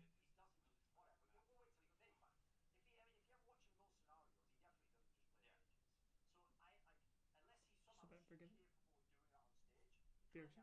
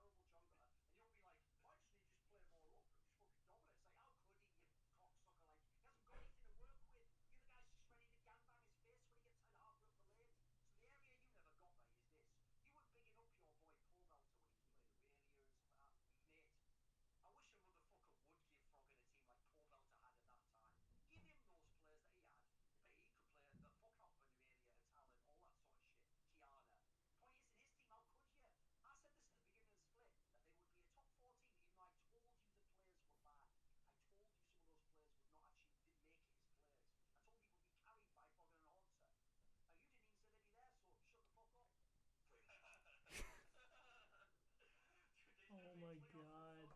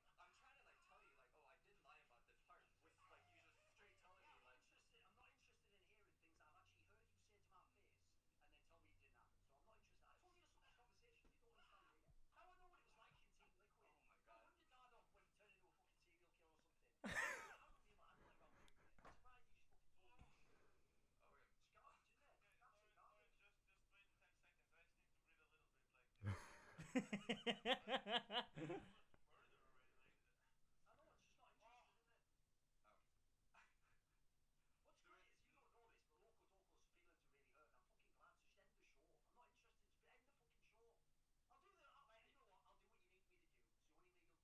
Jesus. Okay. I think we'll go to Patreon. Thank you. Oof. All right. Well, Yeah. Wow. And Thorin put out a tweet. Yeah, sorry for the 6 minutes of just watching us watch a video, but I wanted to get that rolling. Yeah. No, and that's like, you dumb Cooper. No. Oh, hi, hello. No, How long have Melanie's you like been sitting there? in the Melanie's sitting in the door that's like a little open, so we have some airflow in here, and it's like this, looking creepily in. How's it going? But no, like Thorin did put out a tweet. It's like we're like they are cool, but they're just not gonna do any more Loco because their personalities clash. Yeah. And it's like, yeah, because you do the work and Loco doesn't. Like I've never actually looked at one of Loco's. I don't like how Loco speaks because of his lisp. Like it bothers me. But I've never gotten the impression from FaceCheck or Listen Loco that Loco has anything good to add. He coasts on a lot of other people's talents. It seems, at least. It seems. Well, that's where there's so many. It's kind of. It shows me what Degon has done in terms of his career and like the minor sides of casting when he was a part of like the Brazilian scene and everything like that. Some of the more lower scenes of the minor leagues. Yeah. Of National League of Legends, so to speak, or International League of Legends. But it also shows me how deep Dom is when they're both talking about these like rookies or these third world players that none of us have ever heard of, and Loco's like, how the fuck do you guys know about these people? It's like because we worked. Because we work this job. Because Yeah. Dom is obsessed with the competitive side of this thing. Yeah. The fuck are you doing? Yep. You know, did I tell you why I started watching Face Trek? No. Because I wanted more Zyrene. Yeah. I love Zyrene. I love Zyrene too. I love Zyrene. I remember his very first cast in, I think it was LCS Academy. It was right after an LCS broadcast. Uh-huh. And I remember he was talking with, I can't remember. Probably if it was, Riv. Riv does all I the. think it was Riv. Riv does all the all that stuff. But I remember he sat there and he was just like, he was so excited. He was like, oh man, I get to just like talk about video games today. It's like my dream come true. This is going to be exciting. And he just said that on broadcast. He didn't try to be professional. He was just Nah. like a kid who got to do his dream job. Yeah. Like, Yeah. No. But he's got like that psychology background, and he's got. yeah, like, he talks about CBT all the time. Oh yeah. CBT. Cognitive behavioral therapy. Yeah. Because Yeah. he has his Discord and everything Yeah, that yeah. he runs on. But yeah, that's the only reason I found Face Check, and now I'm just pretty happy to hang out with Degon and dominate and wait for them to go the fuck off on Loco. I think you can tell how much Dom is an authentic figure who really knows what he's talking about when he can go on Monty's show, and he clearly knows more than Monty and Thorin, but they respect him for it and they let him have his voice. Oh yeah. Well, Like- that's what made Summoning Insights the Nines like Yeah. a great fucking show for Worlds. Yeah. Outside of like. Like, Dom gives value just through his Oh, yeah. authenticity. It's kind Like, of sad because did you ever notice, like, I think they gave him a respectful space, but every time I went to Loco, it's like he had to break it down for everyone. Like every time I went to Loco during like the Nines, it's like he had to break down a whole concept for everyone. And it's like that can be your shtick for sure to be like the breakdowner for the audience and everything. Yeah. But it's one of those where it's like you're literally the kid being brought in by the adults. Yeah. Even when Doa was there. When it's like Doa, Monty, and Thorin, and Yeah. Loco's just in the corner, like leaning Yep. away in his armchair.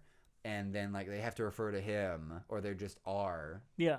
referring to him to break down certain ideas, concepts, players, or some shit like that. And you're sitting there going, it's a little weird. It's a weird He feels dynamic. out of place. Yeah. It felt like a weird dynamic Yeah. to have. Because you can have just Thorin and Monty talk shit for 9 hours, and I would watch it. you're pretty good. Yeah, you're pretty well, good. Like, look at the difference even between Doa and Loco. There are two people who Can I say don't- Doa is a fantastic cinnamon bun and a fantastic person? I but love am- Doa so much. But I am unconcerned with his casting. That's totally fine. Like- But the thing is, Doa knows who he is. Yeah. It doesn't try to be someone else. No. He like when he used to cast with Monty, there were some people who even saw Monty as being like super condescending to Doa. I don't really think that's what it was. It was more like Monty knew his role and Doa knew his role, and he was confident enough in himself to be corrected by Monty and not get pissed off about it because he's like, that's not my job. Yeah, no, he's never had this job. Like even with Overwatch League, like when they try to have him do analysis, like on the halftime show, Yeah. he's like, yeah, sure.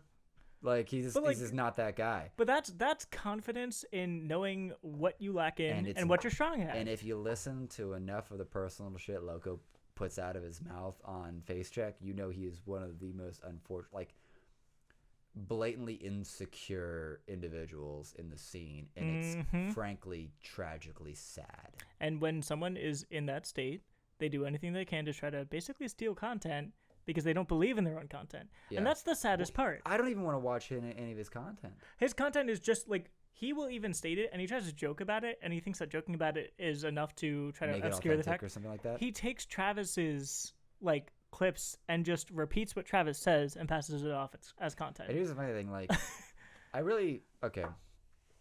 we're just gonna go through how we feel from from what we've seen and interact. I don't care for Travis as an interviewer. I think he serves a purpose. He serves a good purpose, and Yeah. he does a good job with production, and I'm really happy to see that there's someone doing that job. Yeah. And he's getting the sponsorship and everything, and Yeah. him and Mark. Yeah. Mark I love because he's such a cynical like butthead of a personality. Yeah. But I'm so glad to have Jap back. Because Mark. The good thing about Mark is that Mark doesn't pretend to be anything he's not. Like, I'm a cynic. He's a vanilla Monty. He's a vanilla Monty. Yeah. Because he's the closest thing NA has right now to someone that's going like, this is shit. Why are you playing like shit? Yep.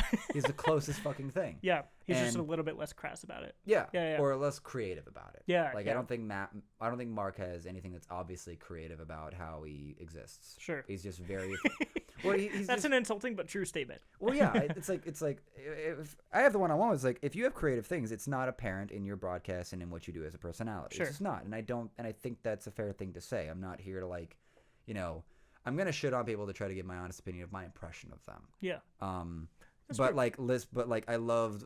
I think my favorite thing I've actually listened to lately was when Thor did that long interview with Papa Smithy.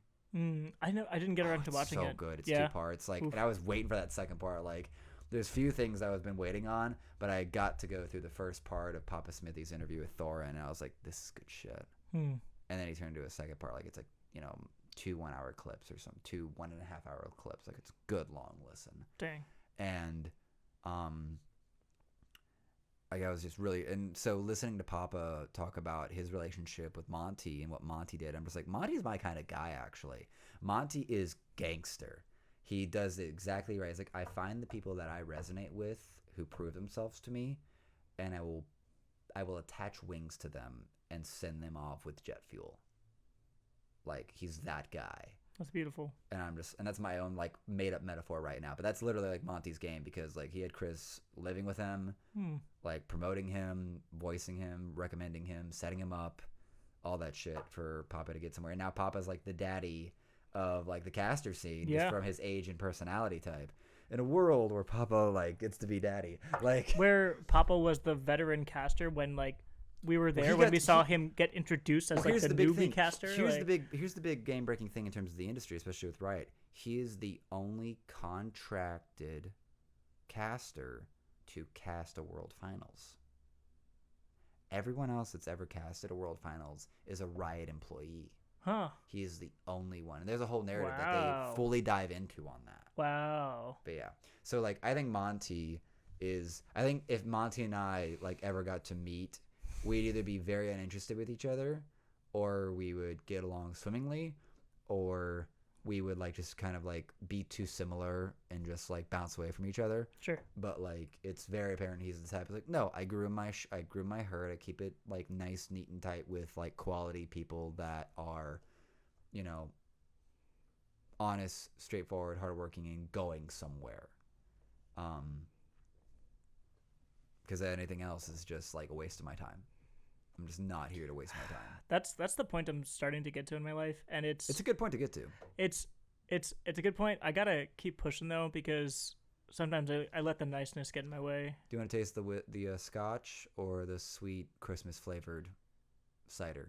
I think if we let December pass without trying the Christmas cider, then that'll just be a mistake. Yeah. So, gotta try the Christmas cider. Have I gone through 2 bottles? I think I have.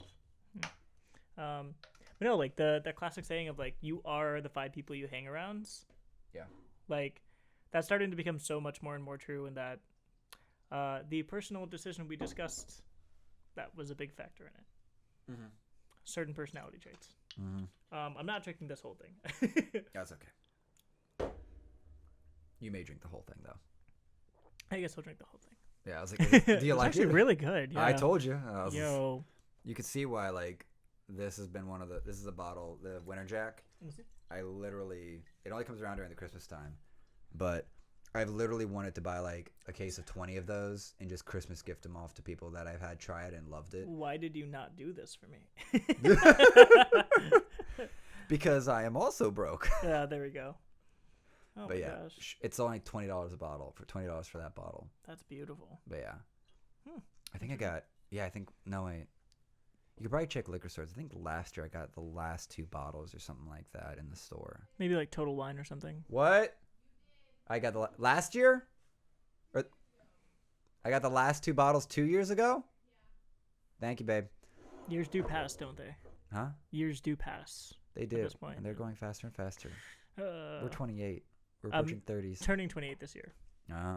Yeah, I think you're maybe a year ahead of me. I graduated 2010. Yeah, same. Yeah. But I was the younger age. Oh, okay.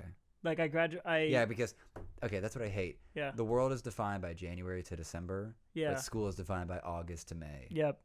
So like you spent 18 years of your life defining how you organize. Because everyone will be like, oh, I remember summer of 2012. I'm like, I remember the summer between 8th grade and 7th grade. Yeah. Do you want to like, clarify that a bit for me? Like, Yeah.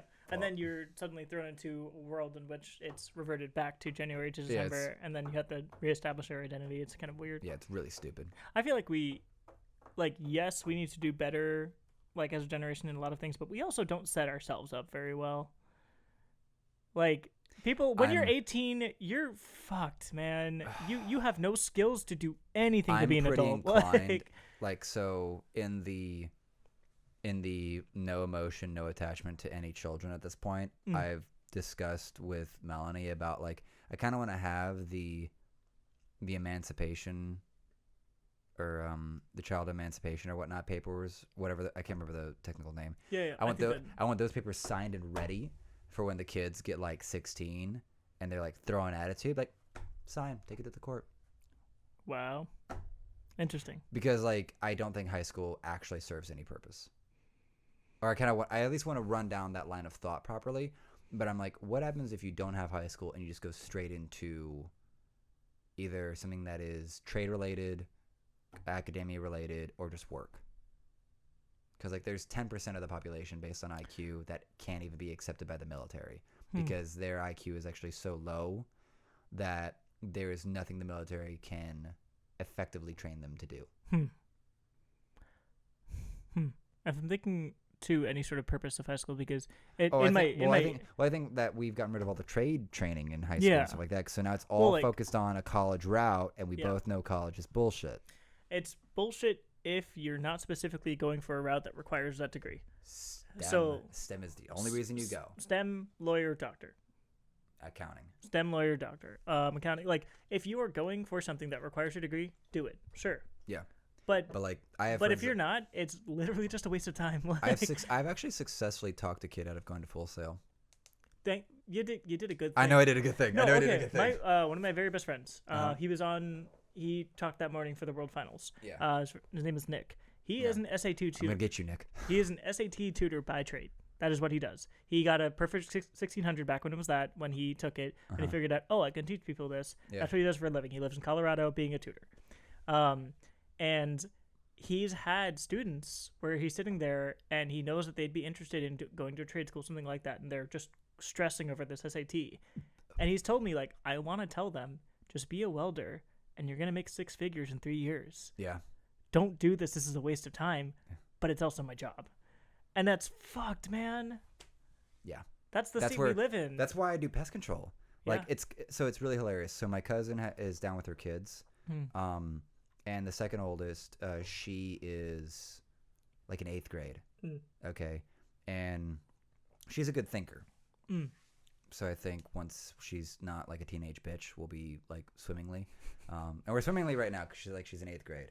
But she's like, last night when I was hanging out with them, she was trying to play like, what do you do with your life? What have you been doing? You're how old? What, did you actually get your degree? Do you actually have a diploma? And I'm just sitting there going like, oh, your value system is so fucked up on what you're playing out. Because like and there's no way they're going to be able to grasp this until they get into the real world. It's like, let me break down what my job is. I do pest control, which means I go around for right now as a starter, like first, 4 months in the game.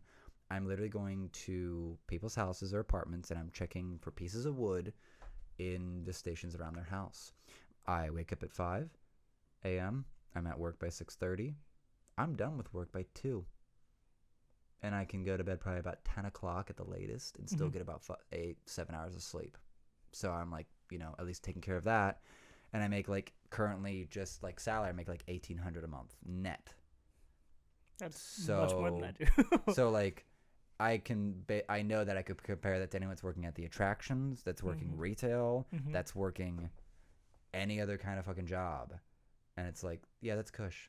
Like I'm aware. And you have a set schedule, set schedule effectively Monday through Friday, so I get weekends with the girlfriend who has a corporate gig, who is also like who's on hourly, but it's doing payroll. So like when the holidays kick in, she's like she's fighting not to have an 80-hour work week, shit like that. Yeah. And I'm just like you're more than welcome to be a teenager trying to judge an adult's decisions.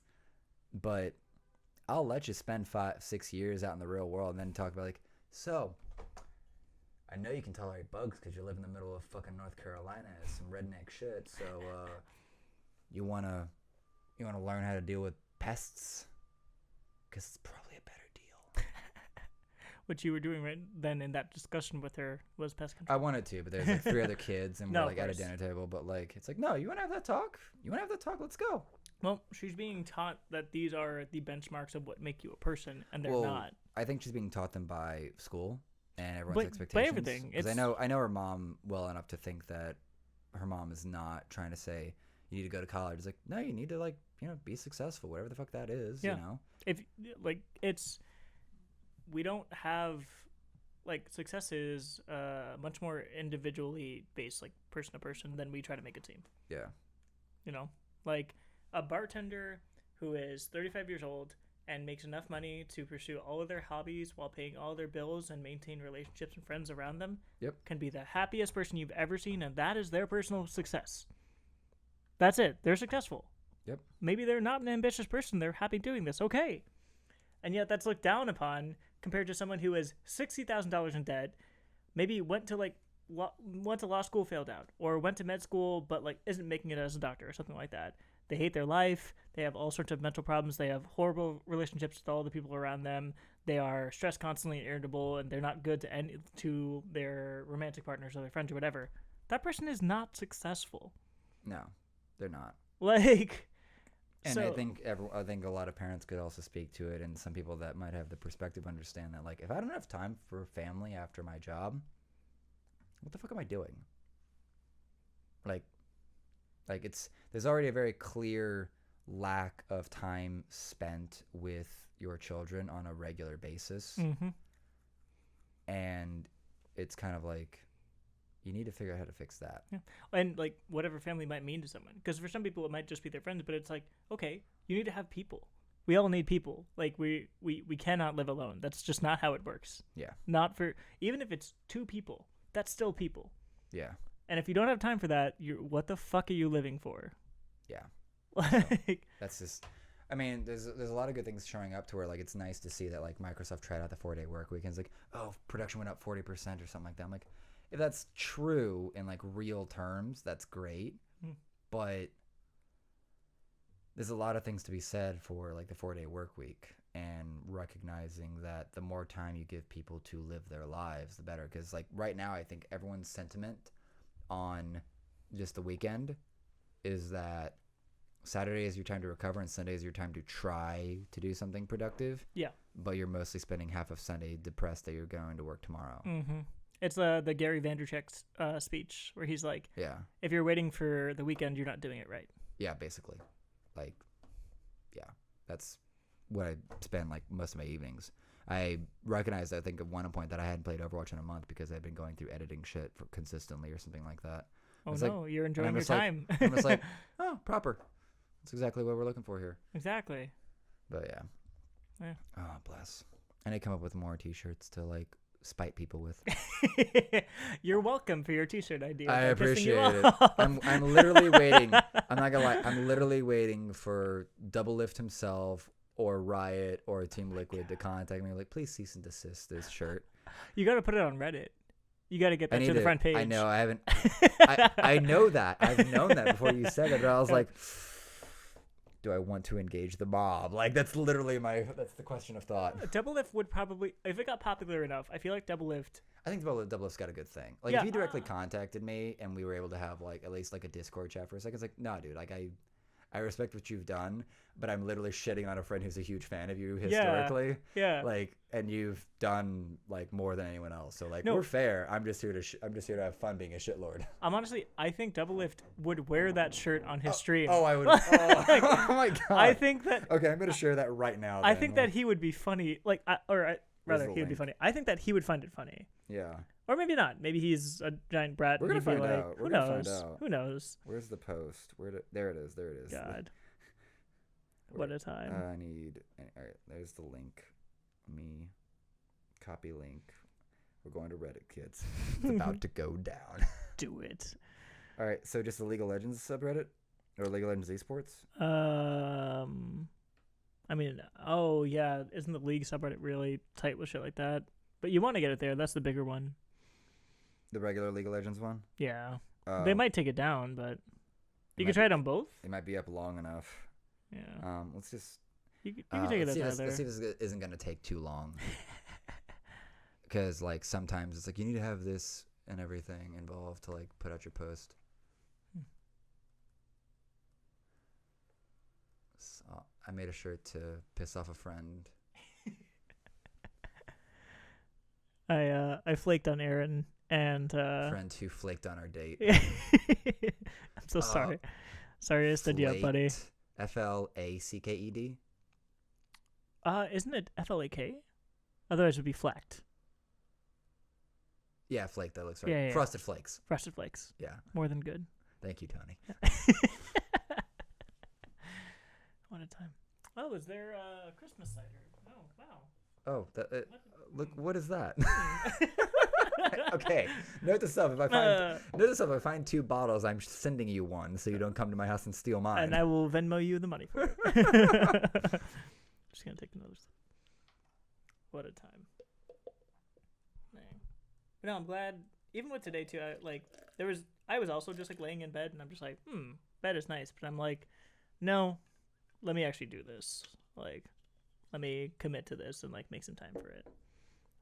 But I remember you mentioned like, oh, I was in bed this morning and thinking about and I'm glad we both actually made this happen. Yeah, same. Good time. I didn't even look at the rules before I posted. The Oh. rules are like in the top right. I was like, remember your rule. Remember the rules. And I'm just like, nope, not even looking. Let me do LOL Esports. I would do both. LOL Esports. Yeah, it's like almost. I'm not even joined on that subreddit. Really? Yeah.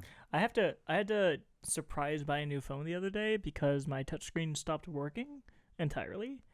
So I bought the same type of phone, just a slight upgrade. But I'm having to like reinstall apps and stuff like that, which is why I haven't been on Facebook or like Twitter as much lately.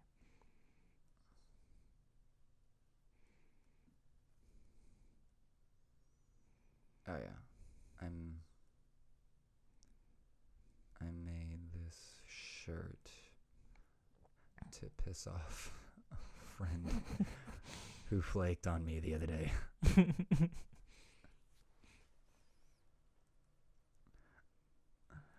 Thought you all might like it. There we go. Lol. Post. Lol. I'm doing too much. Try again in 8 minutes. So I just joined the LOL Esports subreddit, so I might have to just wait a bit before they'll let me spam it. Sure. So, but yeah. What is time? What time is it? It's 4:20. Aha. Please. Huh. You're really enjoying that cider now, aren't you, It's bud? honestly really nice. Oh, it's fantastic. You Not should gonna are you lactose intolerant or anything? Do you like milk?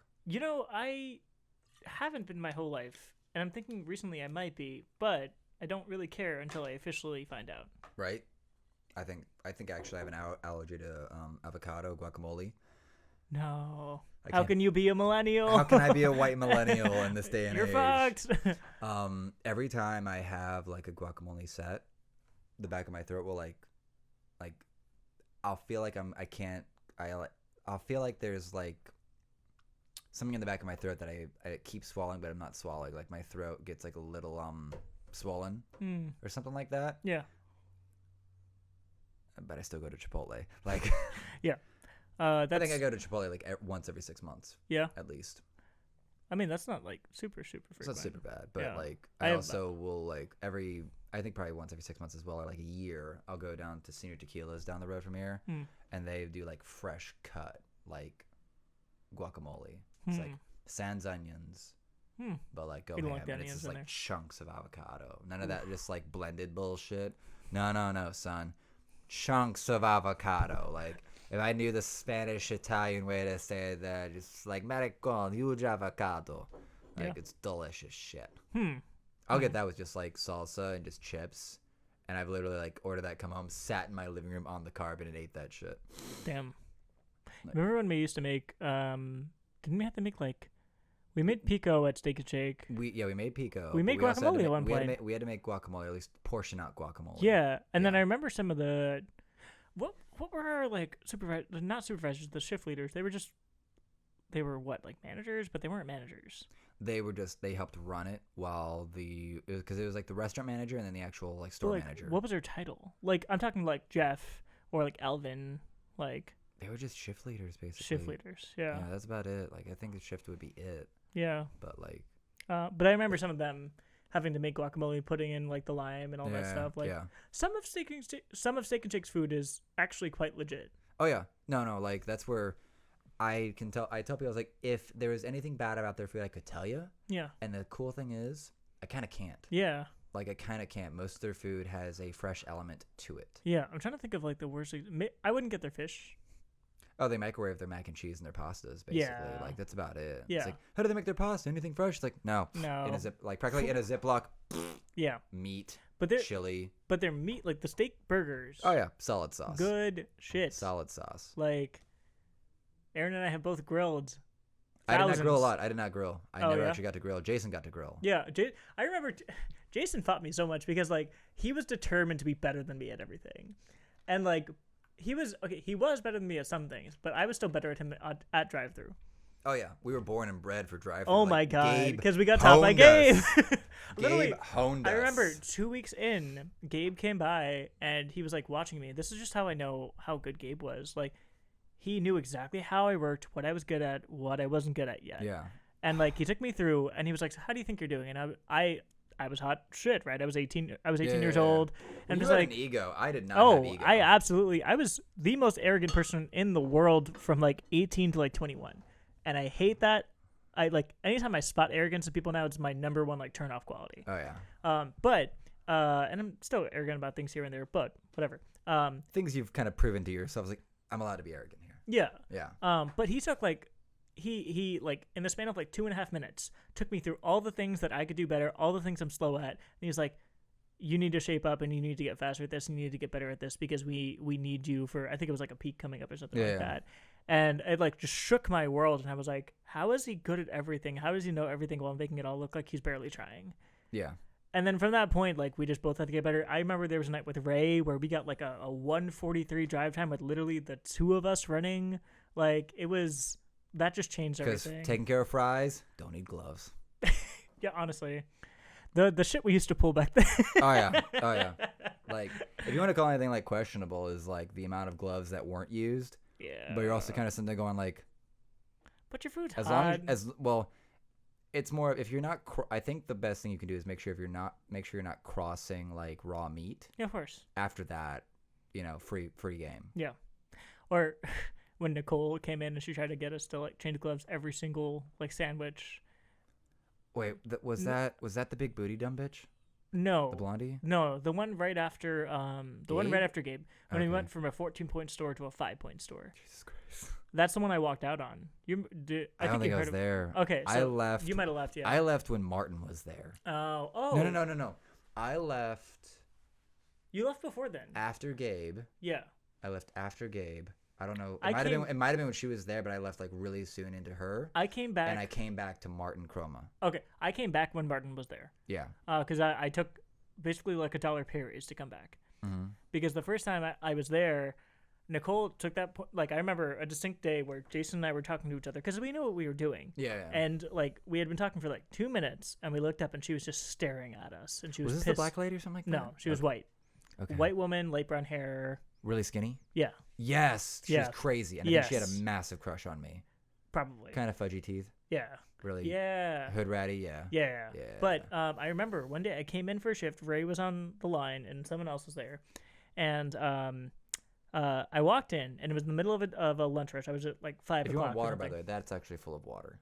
Oh, cool. No, Yeah. I'm good. But I walked in. She saw me, said, "Oh, good, you're here," and walked out and went home. Didn't prep anything. My whole line was trashed. I had nothing in the back. She didn't do. I think you told me about this several times in the past. Yeah. Fasciano. Yeah. After 30 minutes, I went to Ray and I was like, "I'm not doing this," and I walked out. And the Just next, left him there with it all. it was obviously I shouldn't have done that. Yeah, But- but like Ray was still there a couple years ago till he Yeah. got fired for something. Yeah, and he'd put on some weight too. Actually, Really? Yeah, he'd turn into a thick boy. But I just Thicker remember boy. the day after, Nicole called me and she was like, "I'm so sorry. I messed up. I know that was wrong." And I just said no. He's like, "I'm glad to see you've seen the error of your ways.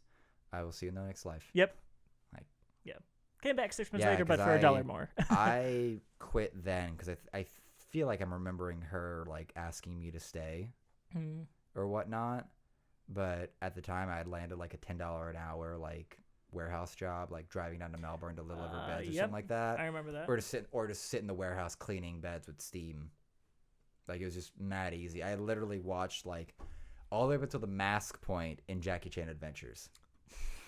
Like I had just left my laptop on one of the tables Yeah. and just played Jackie Chan Oh my god. nonstop while I steamed cleaned these beds. Jackie. One more thing. It's great. What a time. Nope. Can I post? Post? 46 seconds. So Okay. close to 8 minutes. So close. I shall have you.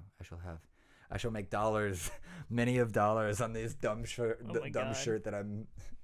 I mean, even if like 20 people order it. Yeah, I can only pull out like $100 at a time. Oh, okay, I gotcha. But like it's funny that like I literally created like a whole bunch of like that logo, the P2 logo. Yeah. I created like I created every version of that shirt, both guys and girls, and I haven't even bought one myself. It's more of like, let me get this online and kind of learn this a bit, and then once I get to a certain point, I'll start like diving into the merchandise piece some more. But all I really care about is just like recording and editing content, basically. Yeah. We have some good fun. We had an Age of Empires recording recently. Dang. We're trying to do, well, my friend had the idea of running like an educational series. And I'm like, okay, cool. And this one, we're going to do the Aztec versus the Spanish. I'm like, great. And the truth is that at the end of it, the Aztecs win. At least for our gameplay. Because they got all the relics, beat us all to the Imperial Age, and then just ran us the fuck over. Damn. It's like, son of a bitch, these Eagle Warriors are not fucking around. If we ever did a Civ 5 stream, I would do that. I'd be down for that. I know we got a couple people that'd be down for that kind of gameplay. They're preferential to that top-down RTS stuff. Yep. If I could ever get Red Alert 2 or Yuri's Revenge back, that was the RTS that I fell in love with, man.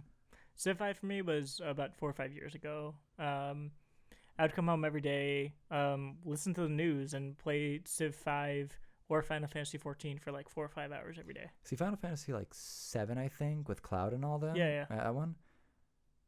It's like the biggest thing in that whole franchise, Probably, yeah.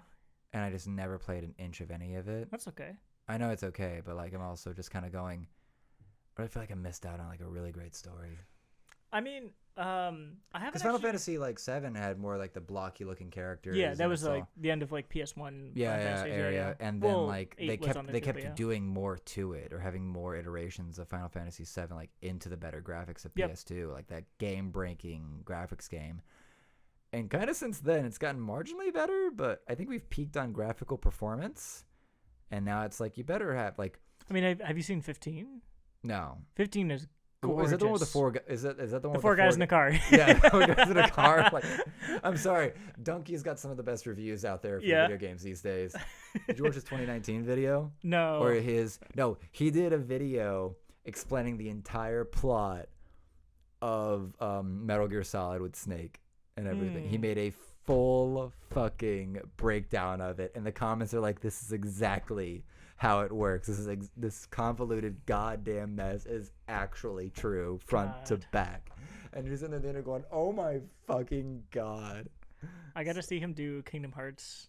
Oh, he did a Kingdom Hearts 3 He did a review. Kingdom Hearts. There's a plotline in there somewhere. I haven't finished 3. I pre-ordered 3, took off a week of work to play 3 And put it down. after about an hour or 2. Yep. It's trash. Dude. It's trash. I think that is one of the greatest disappointments outside of the Half-Life series in all of gaming culture. Honestly. Because, like... Kingdom Hearts 3 is like Kingdom the Hearts- Game of Thrones Season 8. Like single-handed, like ruined God. the legacy of a franchise. God, it's so bad. It's... I'm sorry, but, like, Kingdom Hearts 1 was just life-changing. It was a incredible. life-changing game. It was incredible. Kingdom Hearts 2 did a really good job of expanding on it pretty well. Even Yeah. you could beat that in a day. It felt like you could beat Kingdom Hearts 2 in like half the time of Kingdom Hearts 1. Maybe, yeah. Maybe like my elementary school mechanics were way shittier, so it took longer. Yeah. And like I couldn't figure out how to get the fuck out of Alice in Wonderland. I was lost in the jungle in Tarzan for fucking ever. Aw. I didn't know I could upgrade for skills till like I looked at like some random image like on the back of the box and Yeah. saw like the HP bar. I was like, wait, what the fuck is that? And then I like asked him, I was like, yeah, you can upgrade skills. What are you talking about? Yeah, scan. What? Oh, I you go didn't have any skills equipped. I had no skills. Oh my god.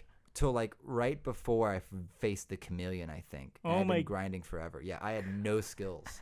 I had nothing but base stats and No raw dodge mechanics. roll, no high jump, no. Oh my god. I had none of that. God. Like I don't think I got high jump till Oh, you get it later, yeah. No, yeah, you didn't get that till around Halloween Town. Oh, I think Halloween you get a times- Monstro, right? Monstro where you get high jump. Maybe something like that. Yeah. But yeah, I went probably the first third of the game with no skills. Just pure raw, just pure stats. Determination. That's Dude, what- mechanical outplays, man. Oh. I still actually have a preference, like for at least Overwatch. I prefer mechanically demanding characters, actually. Yeah. Usually. Hmm. Although I do enjoy like on League when like I'm like almost level 6. I'm like level 6 Kog'Maw, and like 3 people try to dive me. Bot, my support dies first, and I just stand still. I was like Q, R, and just Yeah. murder all of them. Last one sitting there like at no health kills me. I'm just like, Yep. you're gonna die, and triple kill. It's like, well. See, I like me a good Wukong. I like me WEQR, and everyone's dead. You know. I did love Wukong. I did love Same. Wukong. Or God, they need to save that I've gone the character. fuck off on Riven on ARAM recently. Yeah, Yeah. that's impressive. Yeah. Hmm. Like on ARAM of all Yeah. fucking things. But I'm just like, I think I've just learned like an ebb and flow as opposed to just like the random inting. Because like, I do. if ARAM will teach you, if ARAM should teach you anything, it's teaching you how to perpetually team fight. Yeah. And what that should teach you to do is identify what your character is best able to do. So like the easiest example I have is like if you're Olaf in ARAM, you should be maxing Q like out the gate. Yeah. Like maybe forget your W. Like at least for like the first 4 levels. Same with Tank Nasus. You max either W or E depending on the team. Yeah. Well, yeah. And the unfortunate thing is that ARAM has one requirement to win, and it's like if you have like nothing but like bruisers, tanks, or mages, you need to win early, hard and fast. Yeah, you need to go Or- in. Because if you don't have an ADC and they do, you're fucked. Yep. Must have ADC or you have no chance. You know, it's one of the most terrifying things in ARAM is a really balanced comp. Oh yeah. It's like, oh, they have a balanced comp. Well. fuck Oh us. well, we're Or fucked. if they have Sona or Nautilus, Yeah, that's a whole bunch of fucking. I would say more Sona than Nautilus, but Oh, yeah, Sona's broken as fuck. yeah. Yeah. The amount of times I've And played her. Talon is laughable. Yeah, although I have fun with him, but I have you fun just with him. you look really cool and you do the ult and you dodge around and then you do not that much damage and you die. Like, Well, you have to like get in there properly. Like the snowball is the best thing they ever did to balance that Yes, game. yeah. The snowball was great mm-hmm. because that's like I forget which character I played with that. I think it might have been. I know I did it with Riven. So if I land that snowball on the right person, Yep. choo, I can't even choo, just I run. can't even imagine the mode anymore without the snowball. Oh no. Like, Because back then, when they didn't have snowball, in Italy like reigned, like all the poke just reigned king. Yep. Now it's like you land that snowball, it's like people about to die. mhm.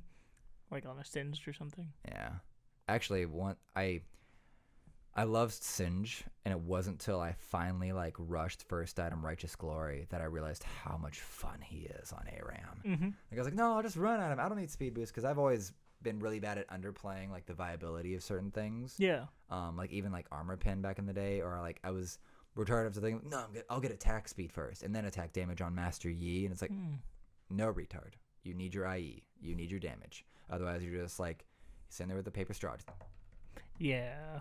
whole Yeah. bunch of nothing. My slow boat from China shoes actually got here. Ooh, pretty Oh my fox. god. Let's show that. That's so pretty. Holy crap. Look at that. All right, let's get the glare off. Oh, There. that looks so cool. Yeah, pretty fox. Holy crap. Was this on Wish? No, I Are our shoes the same size, honey? no. Damn it. It's a pretty shoe. Yeah. Okay, here's the fucked up thing. I'm Nick from Zootopia. I have not seen Zootopia. You haven't seen Zootopia? I meant to.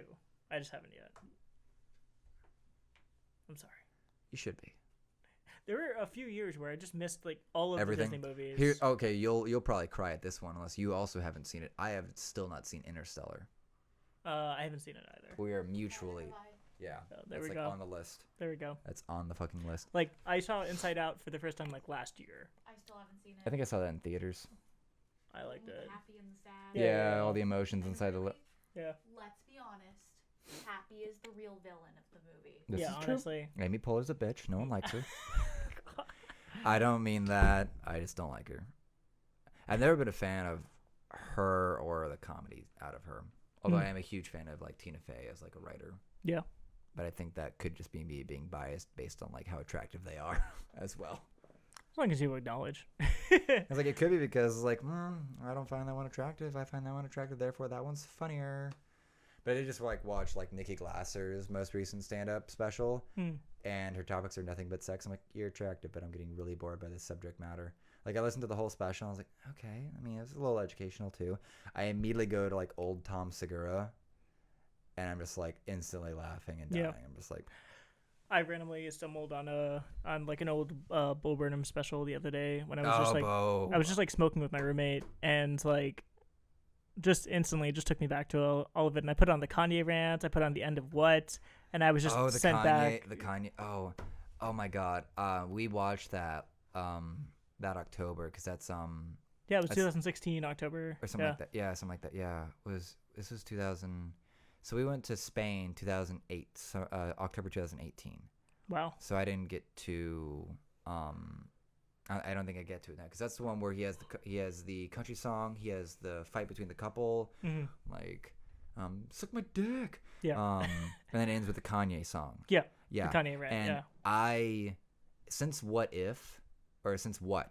it's what special, I was Yeah. like, this man makes art. He does. He makes live performance art that you cannot fuck with. And like I sat on that Kanye song and Melanie just like was of a similar like agreement, but not to the passion that I was like, this special is too fucking good. Mm-hmm. Do we remember how that one starts? I don't think I can handle this right now. Yeah. The Oh man, think so. You and I both know I'm the lyrical remembering monster, but I cannot remember how to start that Kanye. Even songs. the Pringle Something can like this. thing. I can't put my hand inside of a Pringle Yeah. can. And then he keeps Raise your going. hand I have if you can't put your hand inside of a Pringle Pringle can. can. And then he like stops and he's like, okay, I want to I'll have never a be that- daughter. Yeah, exactly. I want to have a daughter. So I got someone around the house who can fit their hand inside of a Pringle can. Yes, I'm still on the Pringle can thing. I went to God. Chipotle. I went to. Oh my god. I'm sad because I watched Make Happy, which is that special, with an ex of mine and things ended really badly with her. So I went like a good year and a Wait, half. was trying Make to Happy avoid it. between like what and, or is that the song Make What- Happy? what What's the is- name of that special with the Kanye and what we're talking That's about? Make Happy. Make Happy, yeah. That Make that was Happy. on Netflix. Yeah, because that one's that is an entire Yeah. ballad to the audience. Yeah. It is Honest, from the very beginning, where he has the person sitting on a stool on stage and it's not him, yeah, and he goes up and like gives them like a $5 and they go off stage. yeah. But what was in 2013? Words was 2010, Yeah. and then Make Happy was 2016. It's all about words, when I'm into thirds. On the gay sea otter, I blow other dudes out of the water. Oh my god. Gosh, I went back through that whole like album, effectively that whole batch of song, and I'm Yeah. just like, oh, That was- Bo. That was Jason and I would just sing that every day at Steak and Shake. Oh, Bo, or Yeah, all of or- it. or all of that shit. Anything, God. anything. Yeah. I think I would have really gotten along with Jason later in life, like now, because I'm less of a pretentious, high-minded fuck. Because back then, I was such a prudish, judgmental asshole. I mean, I've talked about my own flaws then too. So, Oh yeah, I mean, yeah. and I'm sure 10 years from now, with our own flaws, we'll be like, "What the fuck was I I was doing?" perfect. I was perfect then. It's just been downhill. From Yeah, peaked then. God no. No, I feel like I'm in. I feel like I'm verging. No, I feel like I'm in my best form now. Yeah, best form you've been your whole life, probably. Yeah. Just maturity, got together, know what you want. My mental state, just Yeah. like the fact that I can know really who I am, what's really important to me, and Yeah. even cut things out that look nice but aren't exactly Able right for to me. quickly evaluate and filter out the bullshit. Yeah, Yeah, and it's really nice to get there. yeah. It's really good stuff. Yeah. I don't know how long we've been talking, actually. Yeah. I need to actually see. What's the timer on that? 2 Uh, hours and 17 probably something like that. Yeah. See, okay, you know how I have the remote mouse on here? Yeah. The one I used to have, you could zoom in, and it would zoom in on the screen, so you could like Yeah. just move it around Yeah. and like see parts of the screen, because it presumed, I guess, you were far away from the screen when you're using that thing. Oh, okay. So like, Okay, instead of yeah, that just makes sense. having just like the bland like touchscreen mouse pad, Yeah. it would actually have like little like the little magnifying glasses, so you could hit it and it would just zoom in and just have like the actual zoom app on Windows, and you just like move it around and follow your mouse. So like I could leave that down there, but down below, and see how much time we've been chatting through. No, I'm Oh boy. good to wrap up if you are. Well, we can get this squared away. Yeah. I'm very sad that all the stuff we talked about on the way here, though, is like not on record. It's all good. It'll Basically, filter into other things. Hanser, your babe, and I wish you'd get a better team. Like, you can keep frogging, but we Yeah. still believe in you, Kevin. Yeah. And then what Um, else were we talking about? We went through. We've gotten to what There are a else? lot of Double things. lift. Star Wars. We really hyped up. We went through. I think we broke. No, that's what we broke down. We definitely broke down that Dardoch is the first self-sufficient, or at like least assertive. assertive jungler that they've had since Yeah. Amazing. Yeah. And that is where either certain takes are right. Either they purposefully got Dardoch, or they've just had to stumble upon Dardoch because this offseason has been the biggest fucking mess for roster building. I think most of these teams Ever. will be bad. To be honest, Oh yeah. I think that Oh, yeah. most of them will change out I think rosters this- within half the This will season. be like this will be what is it, the 5-peat? What is Liquid For on? Liquid, they'd be on 5. Yeah. Yeah. They've This done 2 straight years. This 5-peat will be the most unremarkable win that they've had. It was basically. I hate to say it, but like CLG's repeat, that was one of the worst states that League has ever been in for back then. NA. Was that when Double Lift won twice? No, Or- that was when Stixay. Yeah, 6A was actually viable. Yeah, and like he's okay. I'll say this Oh, I because think I know we're verging on dropping up, Oh but no! I think Sti- 6A is garbage, and I don't. think Stixay is one of the most overrated fucking NA players of all time. And yes, I am biased. I acknowledge my bias. I acknowledge it. anyone- But sucking that Peter dick. he spent most of that spring season getting trashed. And then toward the end did a little better, and then had a really good MSI. His MSI was really good. But because he had Caitlyn, Sure. like he is. But that's like saying Cop is an elite AD carry. He's not. I think so. I became a fan of Alltech back when he was, I think, on Gravity, and he had like the one really good Jinx batch of games. Yeah. Like he had really good Jinx games, And since then, I've just been wishing that he'd come back, per se. Yeah. And I think 6A is the same thing in that I think, if I remember correctly, the only reason they got that far with MSI is because he was given Kate. He was like, the bans turned out to where he always got Caitlyn. And they might have gotten shat on because they took Caitlyn away from him or something like that. Don't remember exactly. But since then, like, he's not horrible, but he's not great. It's not clear to me who's better, whether it's him or Apollo. Considering, like, we could have to look at historical rankings. Yeah. But I'd put 6A as a higher ceiling, but Apollo as more consistent. Yeah, Apollo. If you're getting Apollo, you know what you're signing up for. Exactly. It's like, he's there, he's not gonna carry, and he doesn't really throw, but he can get shot on. Yeah. Basically. Just kind of there. And he's like, okay, is Apollo like the vanilla nicest guy in the damn league? Like, based on just his interviews, like, he's just based on his interviews. Yeah, I get the feeling every time I see someone like that, I just always wait for them to like just say something horrible, like as soon as they're actually just in person. Do you ever feel like they're just not cognizant? It's like, are you on the real world right now? No. Maybe, or but as far as his stage persona, yes, absolutely, like one of the nicest players we've ever seen. Yeah. So, and maybe he's like that in person. Who knows? Oh well, based on his interviews, he looks like a really nice guy and everything. It's just one of those where it's just like, and now we know why you're not great. Yeah. Like, you gotta it's kind of where, like, you know why girls are attracted to assholes? Because assholes win shit. And we drink. And we drink. Oh boy. So then, well, did you want to go through all the rest of the roster moves that we were gonna go over before? Oh yeah. Let's do that. Yeah. So let me pull it up real quick. There's been no rankings yet of the teams yet, at least not that I'm aware of. Yeah, we can try to figure out how we want to discuss the ratings on that. Yeah, let me see. I'm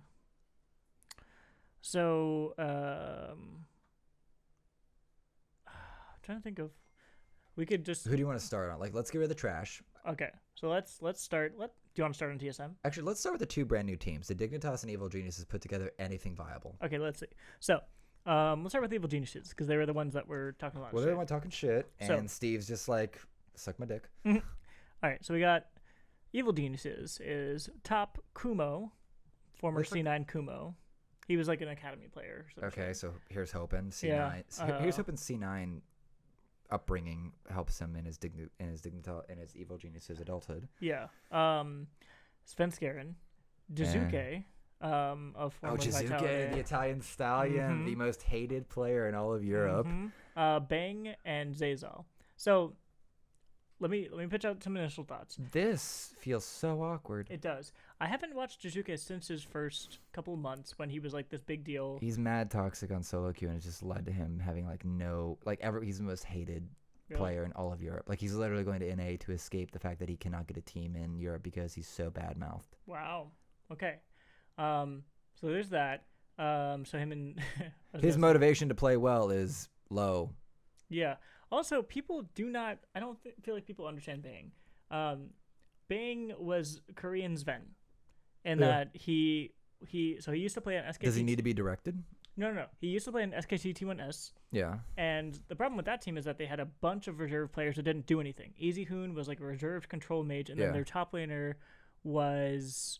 Oh wait, I think they had Marin. I don't remember who their top laner was at the time, but SKT T1S. Every single game they won was like 60 minutes long because no one fucking did anything on that team. Yeah. The reason that they worked with Faker is this madman who's going to go around and try to control the map while Bang and Wolf just stay steady. Yeah. But Bang is not this end-all be-all carry player. Like, he had that one crazy Lucian game. The only thing that makes Bang look really, really good is back when, like, Ezreal with the gauntlet. Yeah. When SKT had the kind of coordination to initiate off the gauntlet slow. Yeah. And, like, he never missed his cues, basically. Right. Well, there was also that one Lucian game against CJ Entis in, like, 2015, where he, like he has talent, but that's not his role, and that's not what he's known for or what he's consistent at. He's mad consistency. Get him to the team fight, and he won't fuck up. Yeah, basically. Exactly. And the problem is, like, I could see the point of this team is to have Jizuke try to run shop, Bang and Zazal to be steady but decent in the bottom lane, and then, like, I guess Kumo will be steady in the top lane, but, like... Kumo's just the gamble on that one. That's actually, like, the loudest gamble on account of it's just a rookie just running, trying to do something. Yeah. But it's, like, what's your win condition? Because is Svenskeren gonna pocket Jizuke, and Jizuke is gonna try to be like first like rookie season Jizuke that looks like a monster, but then like but I don't see that somehow happening. Jizuke is just fell off the map. Like he had a really good looking like first split, Yeah. and then he just became passive, like just unremarkable. So I don't see. Okay, so I guess we could rate this. Let's say top 5 or bottom 5. I think we have to wait to hear the other teams before we start like trying to run it. It's Okay. like, but it feels like I wouldn't. it feels like middle of the pack, if not bottom 5. Middle of the pack and bottom 5. Yeah. I agree with that. Yeah. Okay, so Dignitas. We have Huni, Greg, Froggen, Johnson, and Johnson. Afro. Yeah, John. it's the Australian player, I believe. Oh, okay. Yeah, the Australian AD carry. Um, This one is Huni. What was the jungler? Greg. I just don't like Greg. I just don't. Yeah. Like I look at Greg, I'm just like, you are. Can we not give Froggen a good jungler? Can we just give him wait, a is good Froggen jungler? mid? Yeah. It's Froggen, Afromu. Huni, Johnson, and Greg. That could work. Yeah. It can. It's just like we need the AD carry to like at least show up and not be trash. Who needs a monster top? But you're like the biggest argument that I saw is like, well, who's getting resources? Like, is Huni gonna be able to Huni with his giant contract? Is Huni gonna be able to be okay not being prioritized should the meta dictate it? I don't think so. I think Huni's biggest flaw is that he doesn't care about like team competitions, right? So like he would rather play a champion that's fun than one that makes sense in the team, and so Froggen's just put on support duty again, basically. Yeah. Like, please help carry this in case the early game craziness of Huni doesn't work out. Yeah. And Afromu is just sitting there being able to talk to everyone, but and then if he's usurped by Huni's chaos, then like. And if their AD carry is trash, then like this team like especially falls Well, I think apart. the dialogue for like the Australian AD carriers, like FBI coming in, is like, oh, these are top of the Australia ladder, like top of the Australian league. Is that who FBI AD carries? Yeah, it's who FBI is. FBI is from Australia as well. Gotcha. Like if these people are like the top of Australia and they come over here and they're just absolute dog shit, then like, what the fuck is Johnson gonna do? Because FBI I think was like top of the damn pack for Australian AD carries. So like. I look at that and I go, it's got a lot of really good fun parts that make you feel good, but like, does the synergy exist? Like, I wouldn't think so. Who's playing early game, mid game, late game shot caller? Because that's sort of like an actual sort of thing to identify is that there are early game shot callers to help like coordinate the jungle game, which should be the jungler. So like Sven can play that. Yeah. If we're gonna run on our or at least how Cloud9's Griffin series went. If Svenskeren's in, the mid-late game should be able to be in the bag per se, and Afromu's there to be able to play that out a bit. But like, I feel like Huni's like just the biggest liability on this. Yeah. And Froggen, I wouldn't put Huni and Froggen on the same team almost ever. Well, this is where I don't like Huni. This is where Huni is overrated in my mind because he's just such a, like the phrase that Monty puts out is like he's a known quantity. But it's like he's more a liability than anything. He's like, I'm gonna play hyper aggro, and either you play something that's like Samsung White level, like everyone's just playing hyper aggro and out mechanicling the others. Yeah. But Yeah, I don't see.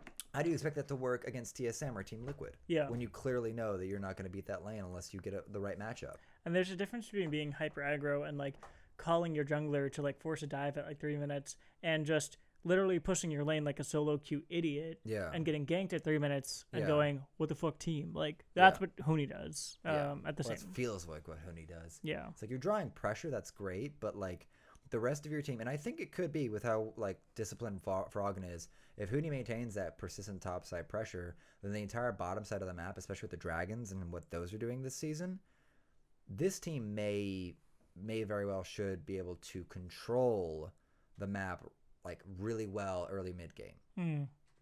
It's just that does the bot lane become a liability? I think they do. Does Svenskeren turn into Froggen's bitch? Wait, Svenskeren's on the team with Jizuke though. This is Greg. Okay, with Greg. Yeah. Okay, so it's Greg. Fuck. So what the fuck is Greg doing?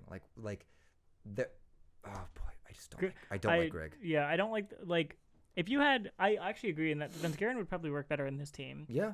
Well, Svenskeren would have the liability of does he turn into like Huni or like because Svenskeren doesn't speak up for himself. I don't know if he's really evolved and changed that with his Cloud9 days, but like, what the fuck is Grig gonna do? Because Grig was helping with the shot calling or whatnot back at TSM during like last year, but like, Grig has never shown himself to be a very clear.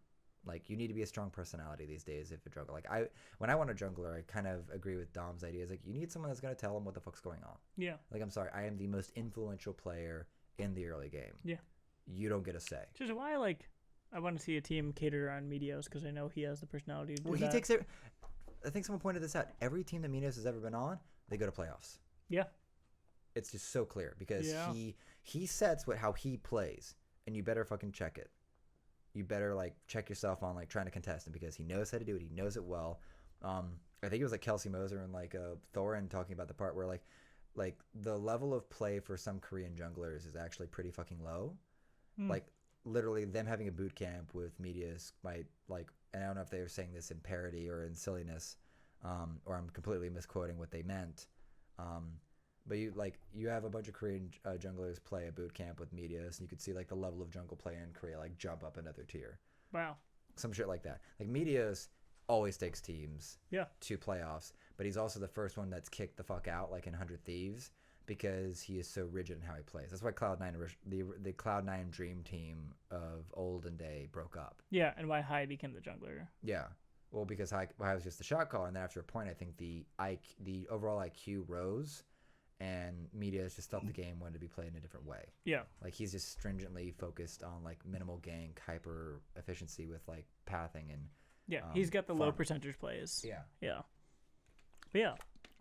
So okay. yeah, those like so Dignitas top 5, bottom 5. Bottom 5. Bottom 5? Easy, yeah. Yeah, it's just rough. I don't see them working. Because if we're gonna assume our top 3, like TL's on 1, and then that solely is like 4 left, maybe TSM Cloud9 in there, depending on how. This I would goes. put EG ahead of Dignitas. Yeah, it's Svenskeren mainly. Yeah. Just Svenskeren's MVP status just sort of Yeah. raises it. Yeah. What was Svenskeren's mid lane again? Jizuke? Jizuke, yeah. I just think this combination of I players. wish I knew more about how Jizuke sort of interacts with his jungler, or like how he is as a vocal player. But Svenskeren being European may like be able to actually work. Well, with him yeah, as he well. should. Like that's. But I just don't see.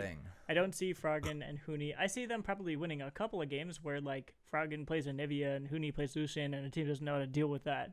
But like when the teams even out and actually figure out how to play the game, I don't see them winning very much. Well, in that comp, you have to bridge it between early game with Lucian and late game with Anivia. But like, Anivia can like win on the control side, so like she kind of allows another tank to exist in the game with her abilities to to buy Lucian space to fight.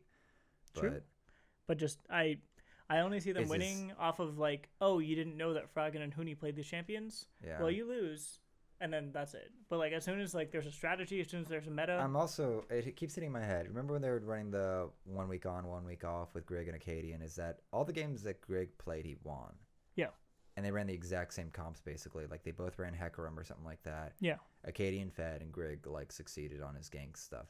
So it's like as much as I don't like Grig per se, I'm kind of sitting there going like, hopefully he surprises us. Hopefully.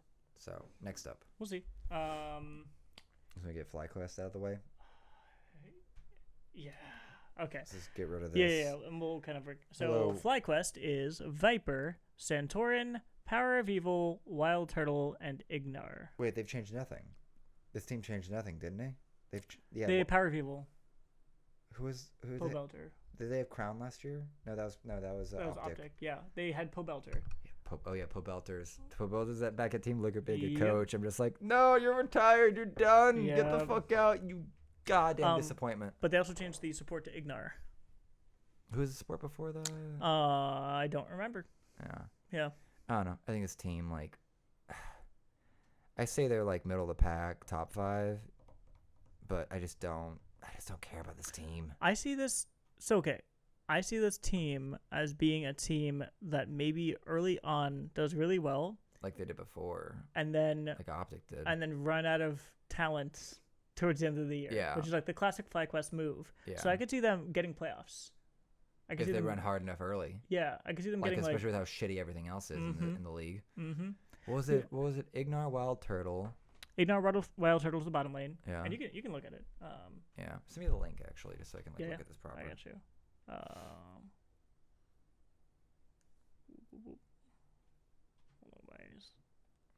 Just text or whatever. Oh, here we go. To Aaron Solomon.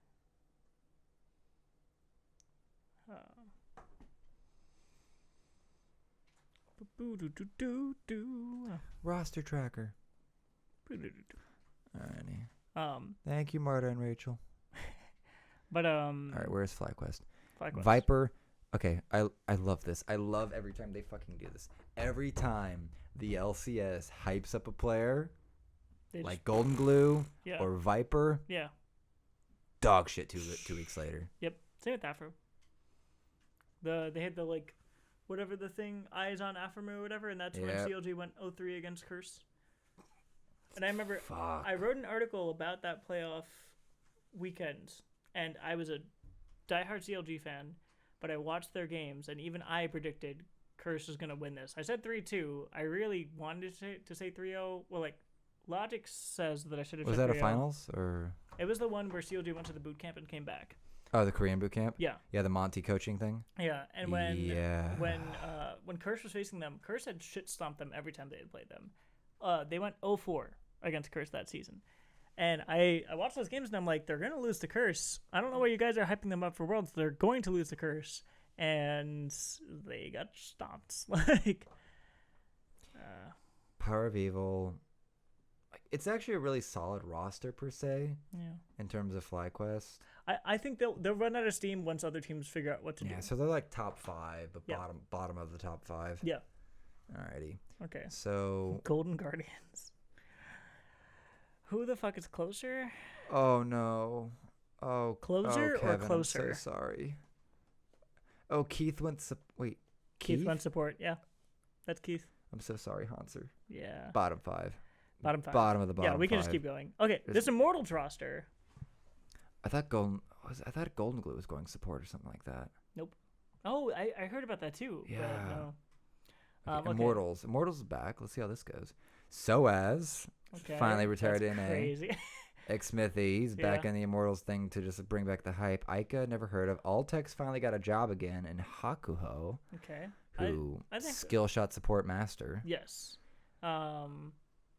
If they do anything, if they still like top of the bottom 5, like middle, like solid middle pack. see I them think. being like number I 4 feel or like that something. with Yeah. that, just because. Okay, we'll get to it when we get to Team Liquid, Yeah. but Liquid literally shot themselves in the foot with that change of jungle. I think. It wasn't their choice. Xmithy wanted to leave. They didn't want Xmithy to leave. That's like that's why Did all it- of it makes no sense. Okay. Yeah, Xmithy. Why did literally- Xmithy want to leave? I have for no more- idea. Oh, I want this so bad. Yeah. I think it's just because he kept getting fucking blamed for shit. Maybe. And maybe, But no, they literally wanted him to leave. They did not want Proxa, at least from what I've heard from all the players and team and like Okay. members. Okay. And Well, let's first- just jump into Team Liquid then. yeah, Top 5, really easy. But let's I think this could be the year though that Liquid falls hard. okay. Why do you say Mostly because I think Xmithy's value is very underrated because of our limited view as commentators, as spectators. that? Yeah. And Broxa does not fill his void of shot calling, of strategizing, of having a voice. And Jensen's not a voice. Impact is kind of a voice. Double Lift is going to have to shot call this one, and he hasn't done that since TSM. Yeah. So, and then unless Core JJ has really got his English together, he's going to have to shot call this away. So, Team Liquid, if they don't win this year, for at least the spring split, not surprised. I will not be incredibly shocked by that. I could see that honestly because Double Lift and Jensen have never been the best backline together. Like they're okay, but it's Okay, I mainly go because they're back to- individually good. I go back to that failure for them to ban Rumble and was the play-ins or the groups when they were playing against the Fung Fu Buffalo equivalent. They were in their groups and they didn't ban Kiana or Rumble and they just got comboed to death. Are you talking about against IG? No, Okay. it was another one. MSI. No, this was at Worlds. It was group stage Worlds, I think. Who they have? They had IG. They had Damwon, and they had. Oh, I think they didn't ban Rumble against Damwon or something. Who was the other? They didn't team ban did? Rumble against someone, and they just got stomped by the impossible combo that's like Kiana Rumble ult. Okay. And it took them 2 to 3 lost fights to finally realize how to fix it or to fix it, and then they won. And in the interview, Double Lift was not happy about it. He's like, we should have figured that out sooner and shit like that. Oh, AHQ. Yeah, AHQ. Yeah, because they almost lost that game. AHQ was dumpstering on Yeah. them with that, like, just, win-free combo. Yeah. And then he's like, we need to just figure this out. And, like, the fact that Jensen couldn't figure out positioning, Double Lift may have been the one to call the way to fix it, to just change how they position for the team fight to survive that shit. And I'm just looking at this going, like, Double Lift's still, like, the brains of the damn game. Like, like, I look at, I'm sorry, just, Jensen's not the whole fucking package to become, like, He's not the best player ever. Like, he is just forever Bjergsen's shadow. He's a very good piece, but you have to have, like, he is not an interchangeable person. No, he's not. No. He's just, it just doesn't fit his personality type. But I think he can be on a world-class team. You just have to have other mental pieces around him. Who do you think is going to carry this team harder? Double Lift, Core JJ, or Impact? It would honestly be some sort of combination of the three. It would be a combination of the three. Just yeah. like who has the higher percentage. Because I don't see Broxah carrying unless he has like some, to that like season 8, like Gragas, Lee Sin play all the damn time at Worlds. I'd probably say Impact, which is terrible. But like, so if unless the support meta has changed over away from like engagement type supports, you say Core. Like, I'd say Core would be like the most reliable thing because of how standout he was until like kind of the end of the season in a way. That's what I'm worried about. That's just where like this is the first chink in armor I've seen for Liquid in like 3 years. Yeah. So like if they fall this year, I'm not gonna be surprised. Yeah, I could see that. It'll all depend on how Broxah does, but I agree in the concern that like Broxah is not Xmithy and people do not get how important Xmithy is. So Alrighty, do you want to finish off at the bottom with TSM or jump to the top and save TSM for last? Let's go to the top. Okay. So 100 Thieves. 100 Thieves. Sunday's back. Yes. I got Meteos, you Okay. boy. Got Ryoma, whoever the fuck that is. Cody-san and Stunt. Okay. Who might be, I think, an Australian support. No, Sun's been. Is he Academy? I think he's been around for a bit. He was on like FlyQuest back in the day. Okay. Controversial statement. I think Aframu has fallen so much that it won't feel any different to have Stunt instead of Aframu. Yeah. We were talking like mechanically at least. We briefly mentioned it. It's not even mechanically. It's like decision making. Like Aframu, when I used to watch him on CLG, like when I've been watching him all these years, do you know the amount of time that Aframu just through? Yes. He gets caught out doing fuck all. I remember this shit plenty. Yeah. And honestly. it makes even no in recent sense. times. Yeah. In recent times, just like, what the fuck are you doing there? Like, under tower or just, like, the random catch. I was like, you're going for vision or something like that. But it's like everybody backed and it's near Baron. And of course they're going to be there. This is where, like, it's, okay, tangent. Why the fuck is Papa Smithy being hired to be a general manager? Why are analysts, like commentating entertainment analysts, being hired on as coaches? Like general shit like that, and like no hard pressing anyone, but like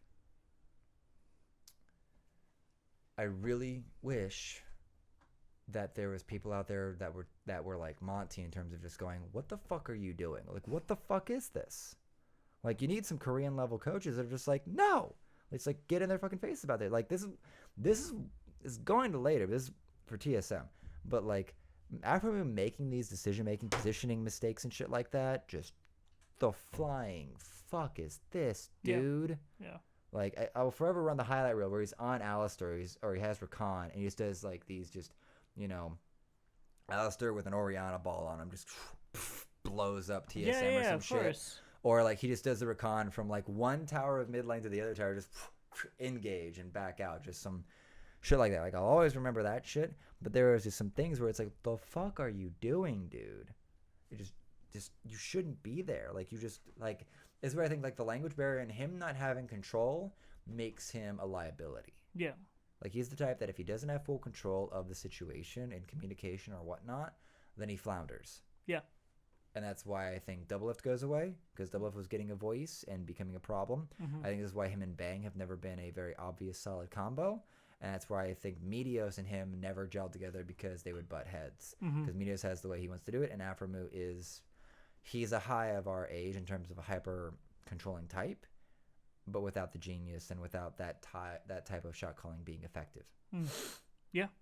So like, I see this as, if the mid lane isn't a goddamn tragedy, I see this being able to be a top 5 team. I agree. Ryoma had one chance on 100 Thieves. He needs to improve in order for them to be viable, because I don't like a team that has Cody-san as your primary carry. No, he's not. He's not shown himself to be that. Right. As long as Ryoma and Someday can go back and forth on like having carry threats, then this team will be fine. Didn't Meteos and Someday work together really well back when 100 Thieves was like entering in their first season and like going ham? Yeah. I think there's something interesting to be pointed out that Meteos has figured out, without any language training that I'm aware of. He knows how to work with Korean top laners really fucking well. Yeah. Like, I don't know what the fuck he does, but he's like, no, this is how it's going to go, and this is how it's going to play, and this is what we need to do to make it work. And then it just fucking works, and Someday, like, has, like, one of his best splits in an A back then. Yeah, because So, they're like, smart enough to be self-sufficient. It's definitely top 5, but, like, I will actually... 100 Thieves upsets Team Liquid. I don't know how, I don't know why, but 100 Thieves will beat Team Liquid. And it'll be a fantastic little upset. I can see it. I'm not saying it's like finals or playoffs or anything, but right. Just like early on. Early on, no holds barred. We got to wait until like week 4 or 5 to really see how things are fleshing out. Yeah, considering patch cycles and everything. Right. Okay, so Cloud9. What the fuck is this team? Okay. This is Sven getting fucked. Yeah. Okay, so do you know why Sven actually came to NA? Because they wanted Mithy, but Mithy said they wanted both.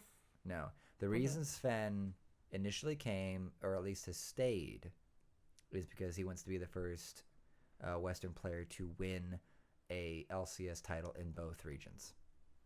He wants to win an EU LCS title. That's dumb. And he wants to win an LCS title here. That is really dumb. Well, it's kind of hard to swim in trash, but here we are. Yep. So here's this. Okay. If Cloud9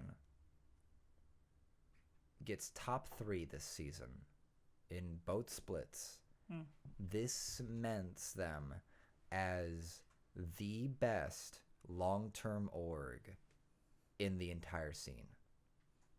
Because Fudge, I'm guessing, is a academy player. Yeah. Blabber, a lot of growing pains to go through in terms of being more than just a mechanically aggressive early gamer. Yeah. Niski looks to be like this is the year where he needs to really prove himself as a dominant mid laner, because I felt like he got overhyped last year. Yeah. It's like, he's on a winning team. I guess he's really good. No, he doesn't feed. Yeah. That's all he's doing. He's not feeding. Sven, now's your time to figure out how to shine, buddy. Yeah. You don't have Mithy holding your hand anymore. You've gone a year now without him, and it doesn't look good. You look like dog shit. Yep.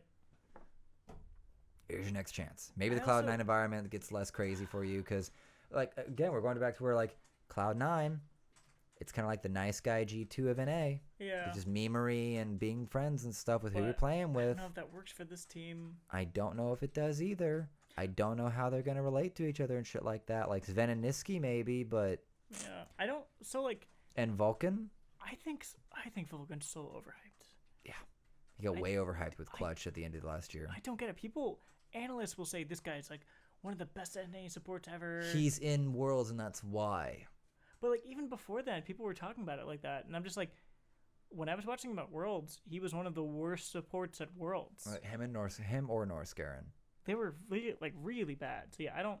Cloud9... Cloud9, if they get... Cloud9's top... I want to give them top 5. I want to give them top 5. Because I don't even know if we figured out... Have we even filled out the bottom 5 yet? I don't know. Like, no one's keeping track. I don't... We need a producer. I don't know... Dagon, we have work for you. No money. Like, I don't know... Like, the only reason I would give them top 5 is by name value. By the fact that they're Cloud9. If this says Clutch Gaming, I put them bottom 5. They've kept Reaper, right? I think so, yeah. Yeah, they've definitely kept Reaper. Like... But, like, if this is not a Cloud9 team, I put them as bottom 5. But because it's Cloud9, I want to put them as top 5. Yeah. Okay. Okay. CLG, Ruins back at Ruin, back. Wiggly, Crown, Sticks, Ace, Smoothie. Okay. I think Crown's an upgrade over PoE. Smoothie is. I love Smoothie. I like in Smoothie a lot general. too. Sticks A. Why do you still have a career? Yeah. I don't know. This team could be okay.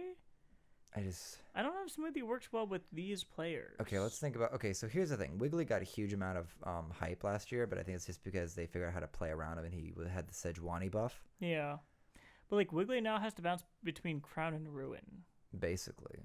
And Is Ruin more of a carry kind? I don't know. Was Ruin the one that was top lane 100 Thieves at the end of the season? He was top lane CLG. He replaced Darshan. Who was top lane 100 Thieves into last season with Ryu and mid and all that? Was that Ruin? I think it was someone else. I think it was CLG Ruin. Okay. I think 100 Thieves had someone else. I don't remember who though. Okay. Well, Wiggly then has a pretty easy thing to play topside, and Sticks A and Smoothie just need to not do anything. The problem is it's two Korean solo laners. Yeah.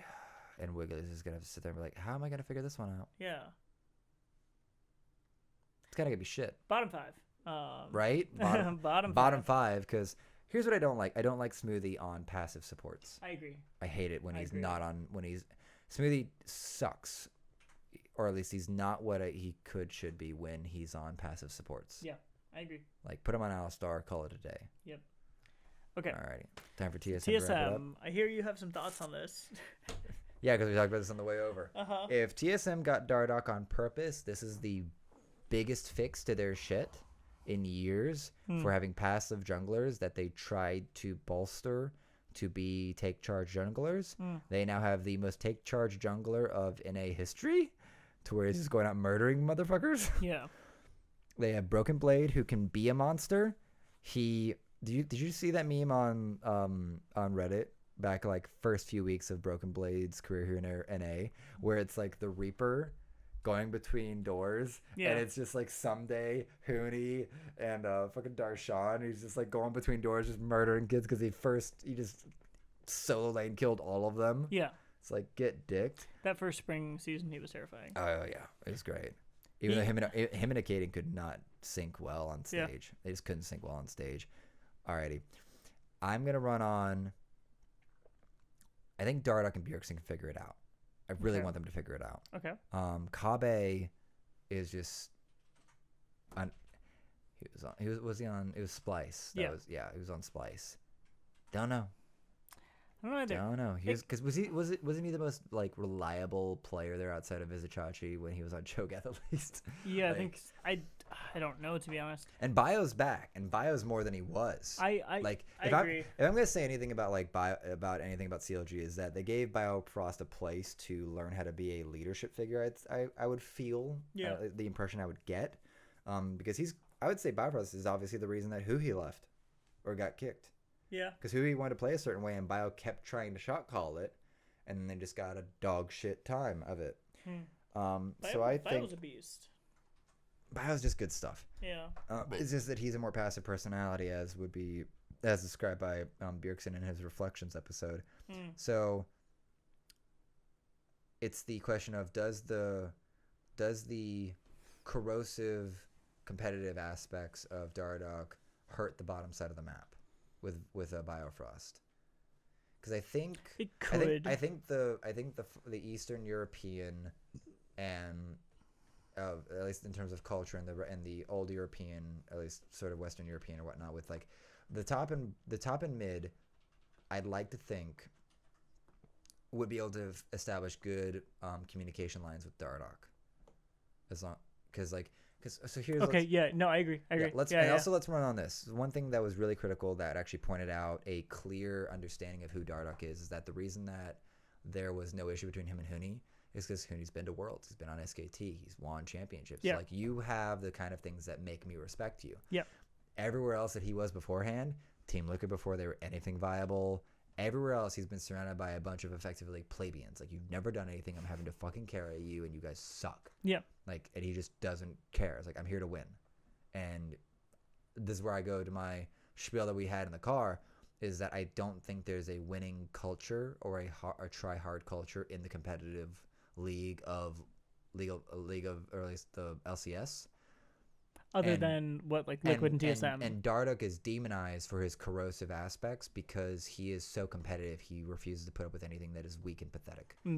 And the funny thing is that you could probably almost have said that about Bjergsen, and you could say that about Doublelift before they basically got teams that bought and paid and built teams for them. Yeah. And Dardoch has just shown up way too early on as toxic in an already established LCS, and now he's just been tossed around. Everyone thinking that they can fix him. It's like, no, you need to build around the fucker. This is so Dardoch. So I think between like Broken Blade's own his own local championship back in Turkey to how well they actually work together, and like Broken Blade like at least sort of, because the funny thing is that you have to sort of prove yourself to Dardoch. It's a weird thing that like he hasn't ever proved himself in anything like in terms of like championships or anything like that, other than just trolling Rengar to win fucking Academy. Yeah. But like you sort of have to like show a good reason why he should respect you. And if like you are clearly making dumb shit or doing dumb shit, it's like we're done here. So like I don't see that being a problem with Bjergsen for sure. And I see Dardoch having a butting of heads with Biofrost because of how much more passive Biofrost at least was back when he was on TSM. So it's like, does Biofrost just kind of hang out in the back, help Kabe just like kind of hold bot lane, and Dardoch, Bjergsen, and Broken Blade just run train on everyone else topside? Because like if you let's say this, let's say we play like we're pocketing one of those three. If Bjergsen and Broken Blade are pocketing Dardoch, like Dardoch can mechanically outplay anyone fucking in the league. Same for Broken Blade, relatively speaking, and definitely for Bjergsen. So you have like probably the strongest topside team in the league right now. Yep. So like you could maybe run like the other counter to that is Golden Glue's a piece of shit. Fuck that. Jizuki, Svenskar, and Kumo. No, I agree with you. Frog and Grig Huni is your next up, and Grig is a little bitch compared to Dardoch in terms of just personality type and mechanical execution. Yep. Like if Dardoch and Grig one-on-one, he's getting dick dong. If it's Huni with Grig and Froggen versus Bjergsen, Dardoch, and Broken Blade, the edge that they have is Dardoch versus Grig, because Broken Blade's already shot on Huni once before. Like matchup will dictate it and everything. Yeah. But like I think it'll be even, but yeah. You're gonna go like 55-45 TSM on just that on that 3-man skirmish up top. Yeah. You're gonna go 55-45 on like a very neutral flat situation on TSM taking that topside skirmish. Yeah. Like by my estimation, if it's not a goddamn implosion of just another Dardoch team, they don't lose a Rift Herald unless they don't want it. No, I agree. That's the problem is like this is the team I'm the most excited about for the fucking year. I get that, and I agree. It's a big if. Oh, it's a huge if. It's a huge if. Because like I think it was Thorin running the game. It was like, do you really think they fucking wanted this guy? No, they ran out of fucking junglers and they just had to pick up this fucker. And it's like that's a fair statement. That's a very good fair point to make. Yeah. But like just the recency bias of that Reflections interview with Bjergsen just tells me it's like TSM needs just an asshole of a jungler. Remember when the Meteos idea was rolling around, that Meteos being on TSM, and everyone's like, that's never gonna fucking happen. And I was like, if it fucking happened, it'd fix them. Yeah, that would have been incredible. That'd have been a fantastic fix. Yeah, it's just that like, at least in terms of just Meteos being okay, like telling you how this is about to go fucking down. Yeah. So the biggest factor for me that makes me question TSM, because I agree on the ceiling, and I agree on it's not even like a ceiling as in like here's where they're going to land and here's their ceiling. Well, the apparent synergies. Sure. So the biggest question mark for me on this team is Broken Blade, because the first split. Not Kabe. Kabe's like no standard flat team. Kabe can just be a good AD carry that has that has Biofrost and Bjergsen and a working top side of the map around him, and he'll be fine. He doesn't need to be anything special. If he is, it's just Broken Blade needs to sort of prove himself. Yeah, because that summer he was nowhere near the same player. Well, I think that is true. Well, that is true, and there should be someone should take personal responsibility for trying to carry that fucking thing other than just Bjergsen. Yeah. There's a problem. There's such a critical problem in the culture of TSM at the time with the Grig Acadian thing that I would almost be willing to guesstimate that it bled over onto stage. Oh, absolutely. Like, But that can happen with this team too. oh yeah, Yeah. this thing can just be. This is such a volatile situation.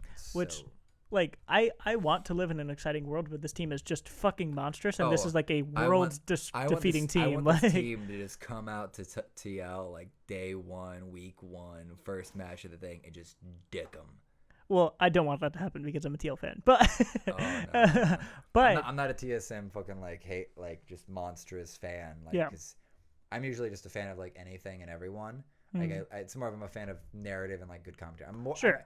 I think I've told you this before. I'm a bigger fan of the casters than I am of any player or any team actually. I can see that. Like I'm a bigger fan.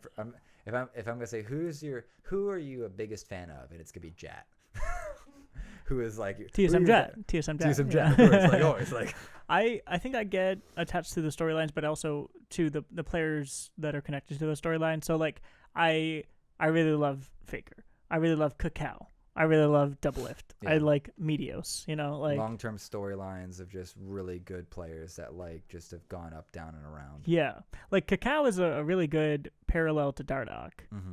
Like Kakao, I would assume, and everything I've seen from his personality, he's a Korean Dardoch who Yeah. found a way to find his place on a team that worked around him.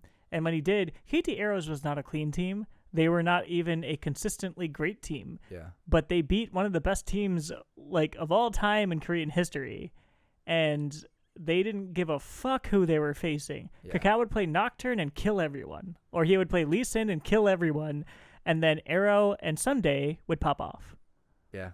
Like if Ryu would just sit there mid lane just chilling, or no, I don't think it was Ryu at that point. I think it was someone else. Oh, I think it was Nagne, some shit. I don't Mhm. know. Someone that could just hang out. Yeah, but like before that, like before they finally found a way to beat SKT, that like they were this team that would flounder around, and Kakao would make flashy plays, but they would never win anything. Yeah. KT Bullets was the famous team with like Insec. So I would like to see a world in which it happens, because if TSM hits their ceiling, they're a really exciting team. And that would be cool. That'd be really like if I would even take that if Liquid loses, but then has to find a way to get better to beat this like crazy TSM team. That's good for the scene. That's great for the scene. Oh yeah. Well, that's where I really want someone to have an Uzi personality. Like I really wish Doublelift, one of these big time faces of NA would pull out that Uzi line of just like, come beat me. Like I really want. Like, I think that my problem I have with Doublelift is that he doesn't have the unforgiving personality like Monty has for criticizing League of Legends. And Bjergsen doesn't ever do the opposite, so he wins my heart better in that hero dialogue we were having earlier. Like, so to break it down, like, I've never been an outright fan of Doublelift. I can be a general fan of just a good NA player with, like, the most decorated, like, you know, trophy case. Yeah. And just really appreciating the storyline and like what he's done for teams and just his growth, because he's one of the most slowly growing players in terms of maturity and recognizing like the full scope of the game. It's just that there's something about Dardoch, Korean coaches, Bjergsen's self expectations that read into or breathe out and really expel we're going to be the fucking best and get this weak shit out of here.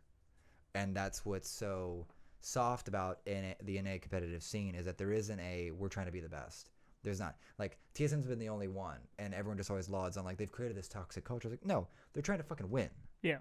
Like, then that's all that fucking matters. Everything else has been a goddamn joke. Yeah. Like, Cloud9 is, like, one of the most winning orgs, but all they're really doing is playing a really good money ball game Yeah. of just develop good talent, like figure out a good scout, find it, develop it, sell it.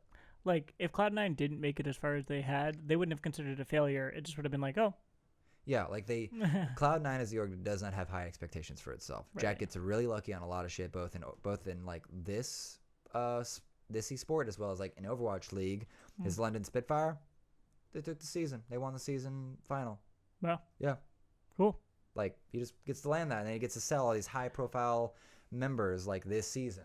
It's going into this Overwatch League season. So, like, Cloud9 has not ever fostered that. They foster a really good build-up system, which is, like, the best thing that they've done for the scene. Yeah. It's just that no one else has really sat there and be like, how do you make this work, Jack? Like, literally, how are you pulling out, like, spotting the right talent and going from there?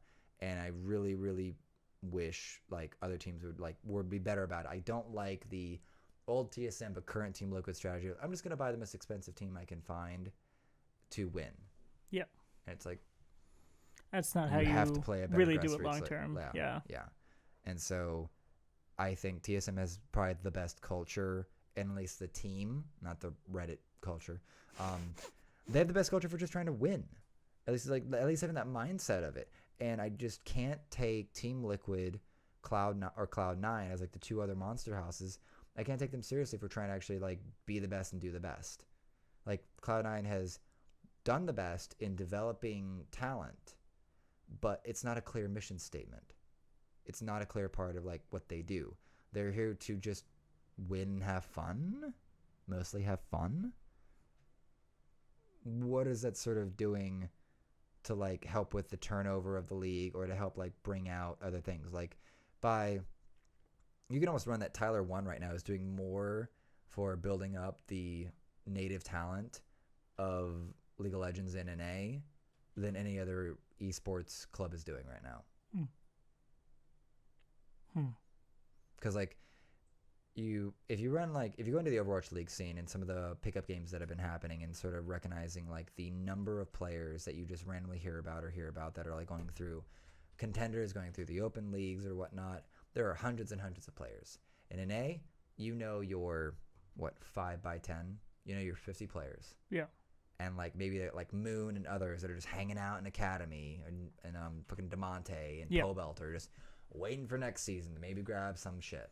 I mean, even the Shy was just a solo queue legends that had been around for like 3-4 years, and people were like, "This guy's the best Riven in the world." Yeah, that's all he was. Yeah, but that figure existed. Yeah.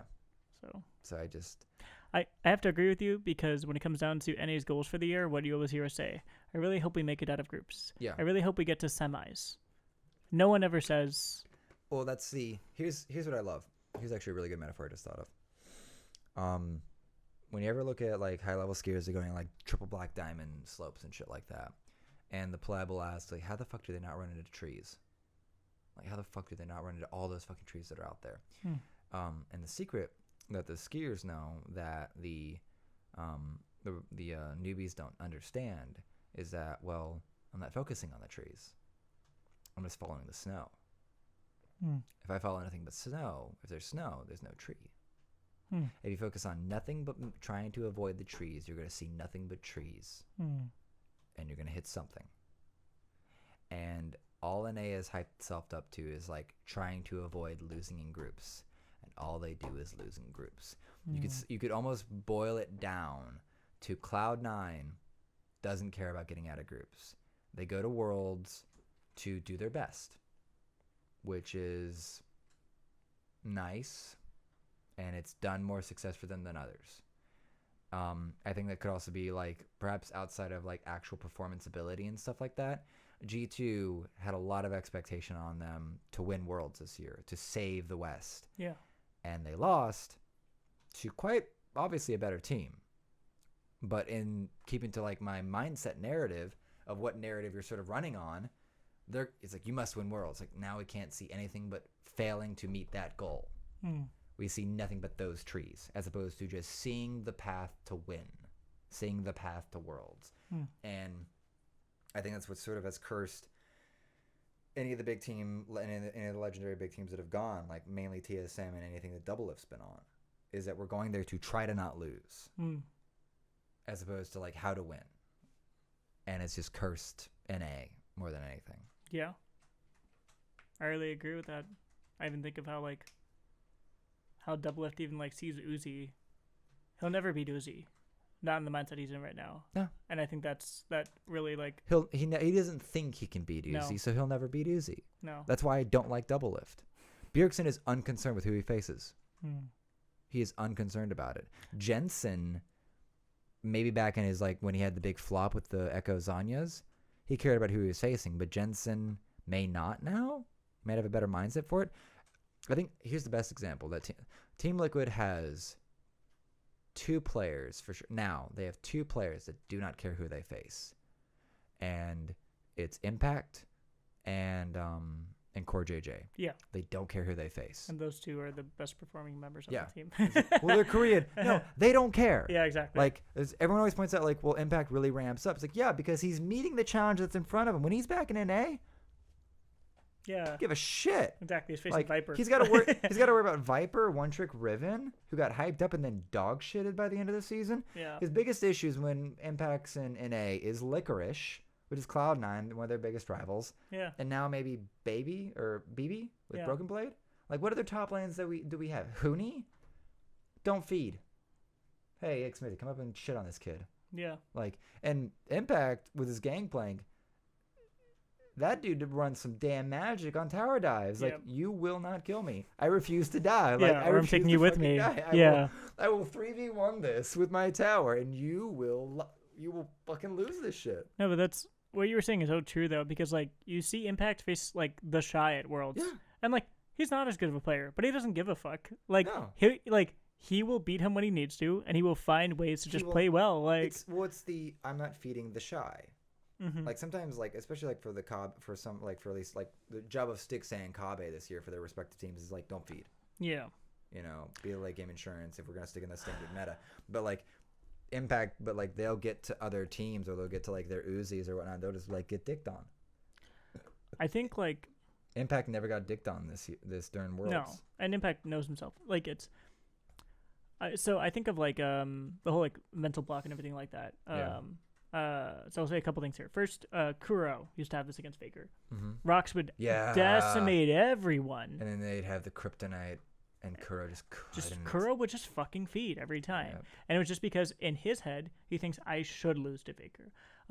Thorin pointed this out in a podcast he was doing with Double, where he like perfectly analyzed Doublelift, and he was just like, I think that you think you're above most players out there, and then there are a couple of players that you don't, and when you face them, you play like crap because in your head you think, well, I probably should lose to them.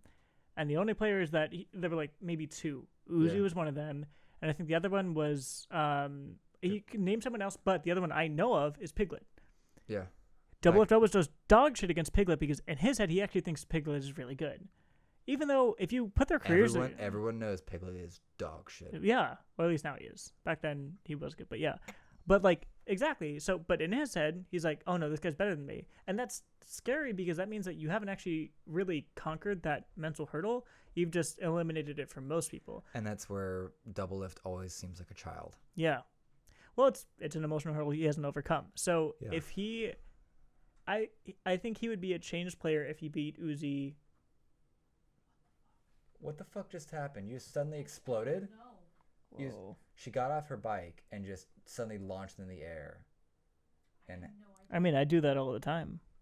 anyway, Yeah, but I got on the bike and I saw my gun flying towards the wall, and then I was standing where my gun was. yeah, that was weird. And you're Yike. like bloody or whatnot. So was Yike. your health at? Oh, you didn't even take any damage. That's fucking weird. Okay, girlfriend's playing 7 Days to Die off stream. Oh, okay, cool. But no, I think if we saw Doublelift, so the thing is, we have Doublelift. I think here's the funny thing: is that Doublelift. I think he's pointed out he doesn't even care about like NALCS titles anymore because he's valued them as worthless. right. And it's like, then you need to leave fucking NA. Well, not even. So I would say this: in the past, playing in any best of 5 was a big kryptonite of his. Playing in any finals was a big kryptonite of his, right? And he overcame that. Yeah. So there's a world in which Where he was does. this? Where was this interview with Thor and where Thorin called that out? I'll find it for Was you. this a while ago? A couple months ago. Okay. Because I think he did have a recent one. Because he did Recent one? Bjergsen and then Doublelift, I think, in terms Gotcha. of reflection. I think that's how that It was orders this out. year. It was this year. For Okay, sure. yeah. Yeah. But like he used to not be able to perform in any playoff series whatsoever, Yeah. right? Like so it's possible that he could get there. The issue is like he would need to beat Uzi not just once because in his head he could still think it's a fluke. Yeah. He would need to beat Uzi and specifically outplay him, Yeah. much the same way that like because I also see this dynamic between Piglet and Imp. Uh-huh. SKT had a perfect season 14-0, destroyed Samsung White, and Piglet still thought that Piglet cried at the end of that finals because he sat there thinking I didn't play as well as Imp, and Imp afterwards was like, yeah, Piglet cried because he knew I played better than him. Yeah. There's some crazy mental game that goes on between certain AD carries where their performance is the only thing that matters to them. Mm-hmm. And It's an internally versus externally framed mindset. yeah. Which is, I think, I'd have to check if it's an actual psychological term. I got it from a dating site before in terms of just, I paid good money. And I think this is also something that you can see in terms of like having the external verification or like Validation. Validation. So intrinsic versus extrinsic, I think. Something like that. Yeah. But basically, there's an internal versus external validation sort of thing like that. Yeah. And so the internal example is someone that verifies their greatness by what they think, with like maybe a couple core things outside of them, perhaps. Yeah. Like their parents or their coach or something. Yeah. But the people that are external, they've sort of played the validation of themselves based on a lot of people outside of them. So like the fun little dating one is that the internally framed person is the guy that sits at the bar and can go up to any girl, so to speak, and be like, hey, can I get your number? And she just like calls him an idiot, big nose idiot. He's like, cool, keeps going. Yeah. Like, no problem. Mm-hmm. And then you have the externally framed to where like, do I have a big nose? Shit. Like they just get, and you could say it's like, oh, one's more self-conscious, but like I can say that I'm very confident that I do a good job in my work, but I'm not fully confident that I have done a good job in the eyes of my boss, because if it's not a good job by his expectations, and even though I know I've done a good job by my expectations, I don't know if I've done a good job for the company or for the customer or whatnot until the boss sort of says so. Like I have full confidence that, at least in terms of where I'm at in my personal age and understanding that, it's like I know I've done a good job, but I am pretty ready and okay to be like, here's all I've done. You didn't do this. Cool. Like just becoming more internally framed about it. Yeah. So that's where I see that with double and go like, you need to kind of just get the fuck over that. Yeah. I think this is a lot of my appreciation for Doublelift is in ways that I relate to him. And I think in my life right now, I'm in a period where I am trying, not even just trying, but making steps to transition from being more externally validated to more intrinsically validated. Yeah. And so I can really relate to that because it's still not there yet. Yeah. And I caused myself a lot of stress through the need for that external validation. And I hope for his and for my sake that he can get through that shit and I can get through my shit. But like he especially, it's pretty easy to see when he's a completely mentally different person in certain matches. I think that's I think we have an unfortunate thing. Like, okay, my first rule I want to have for like my own esports team is that no one's on social media ever.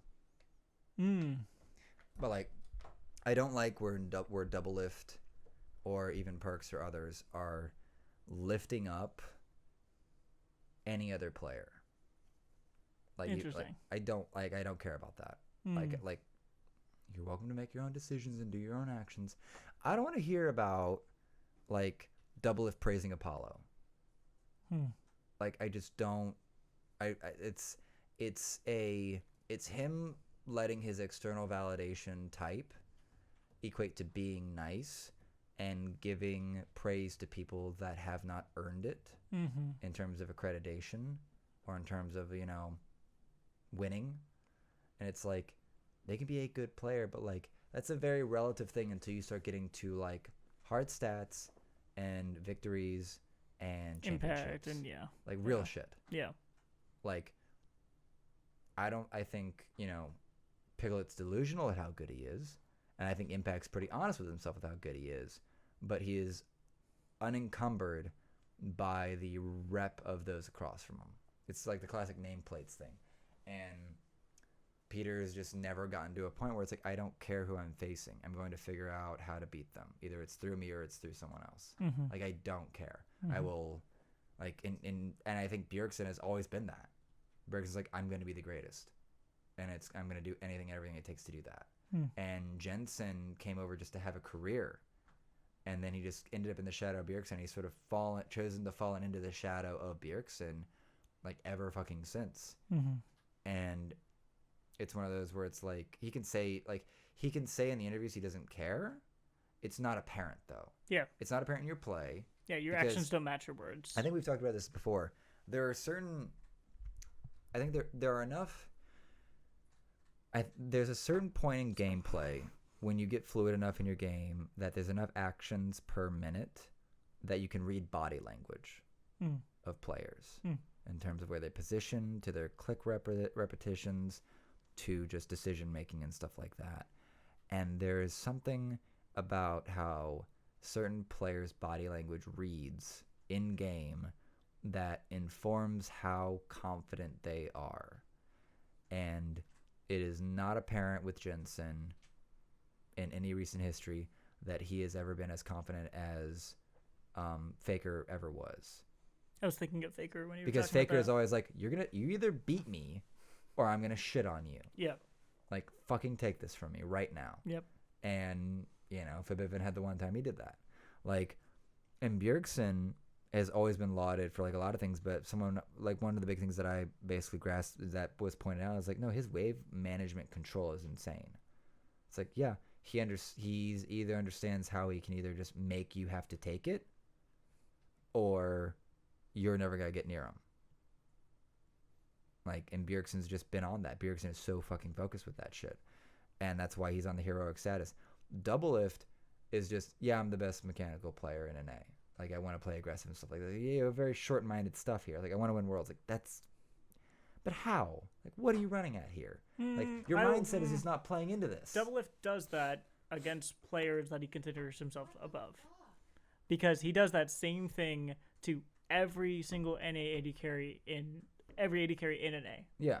He makes them his little piece of shit. Yeah.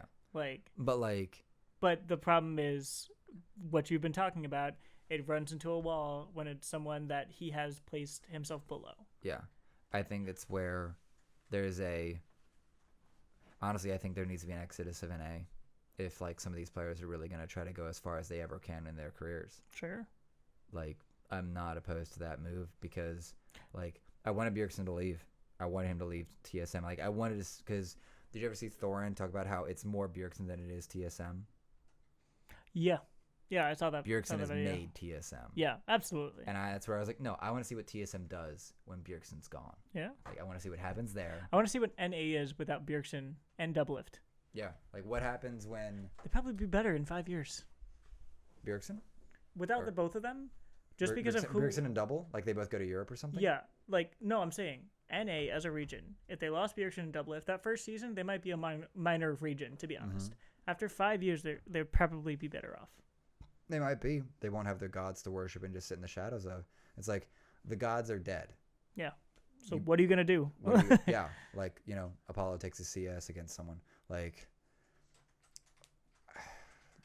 I don't know where Bjerg would have gone out of all, like, the European teams. Okay, let's actually.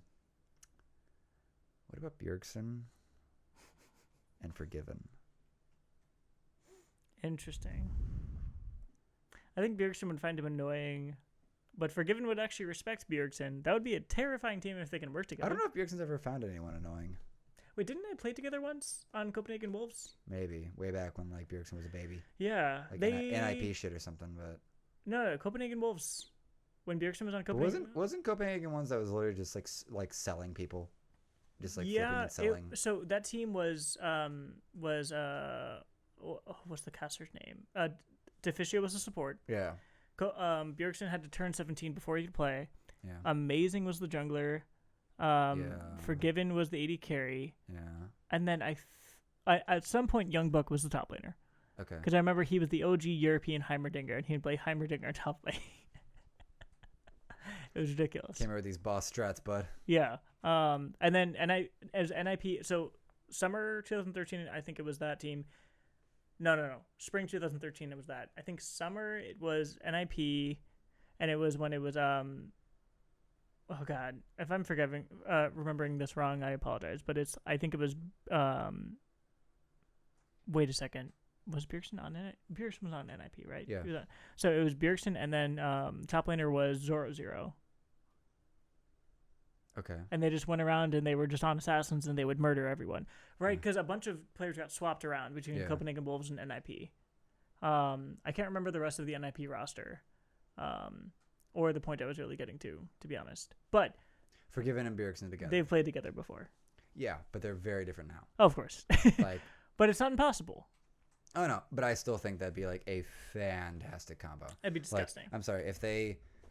Because Bjergsen's paying for like less money than he's worth and everything historically, but like Bjergsen Forgiven, like watch the fuck out, G2. Like let's run train, bitch. You know who? So we've talked about this. Let's say this double lift dilemma, right? Like, you know, the really funny thing is that the same dilemma would actually exist with Forgiven against double lift because Forgiven looks up to double lift. But has Forgiven ever shown any signs of actually having the double lift issues? Like I think he's better than me, therefore I play worse. No, but we haven't seen him play against Doublelift, and Doublelift is the only player he has openly stated that he looks up to and that he like idolizes. That's weird. He doesn't even idolize like Uzi or Fake or anything. I think he respects Uzi. Yeah. But it's kind of like who fucking cares? Doublelift specifically is who he looks up to. I find that weird. It's listen to the way he talks about Doublelift, and anytime that he's interacted with Doublelift or mentioned Doublelift to any to Thor and Monty, any one of them, he looks up to him like crazy. That's weird. Yeah. I think that probably speaks to just like Doublelift's work ethic, mm-hmm. but not actually to like. There's just something about his mental that's just a little fucked. Yeah. But I mean, he stopped having a parent figure at 16. Forgiven? Doublelift. Oh, his dad died, or so at 16, his parents kicked him out, and he was really good at League, and he wrote a letter to Reddit saying, "Hey, I'm homeless. What do I do?" Travis took him in. He was going to live there for about a month. He ended up living there for a year, and he literally made a living at 16 years old by just publishing League content on Curse, because that was the first team he joined. After that, LCS came around. He eventually got a better contract, and since then he hasn't he didn't talk to his family for about 2 years. So from 16 to 18 years old, he didn't talk to his family.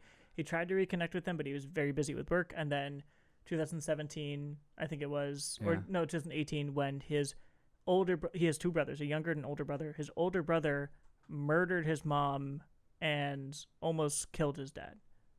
The fuck? Yeah.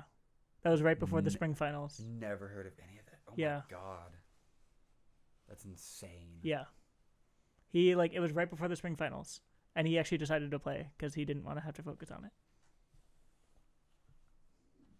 I feel like I heard about this kind of. The thing was, his older brother was the one who stood up for him when he wanted to go to DreamHack in season 1, and his parents didn't want him to. Where the fuck? Well, crazy people can support you in all sorts of things. What the fuck does his brother get off just going that crazy? Like, what the fuck? He killed her with a knife. There's some crazy shit there, man. Yeah. There's some crazy shit. Damn. Yeah. Crazy fucking shit. So, I think there's a part of me that'll always... I can definitely see that because Bjergsen has a full family. Mm-hmm. I can definitely see that, especially as someone whose father figure lacking a bit. Yep.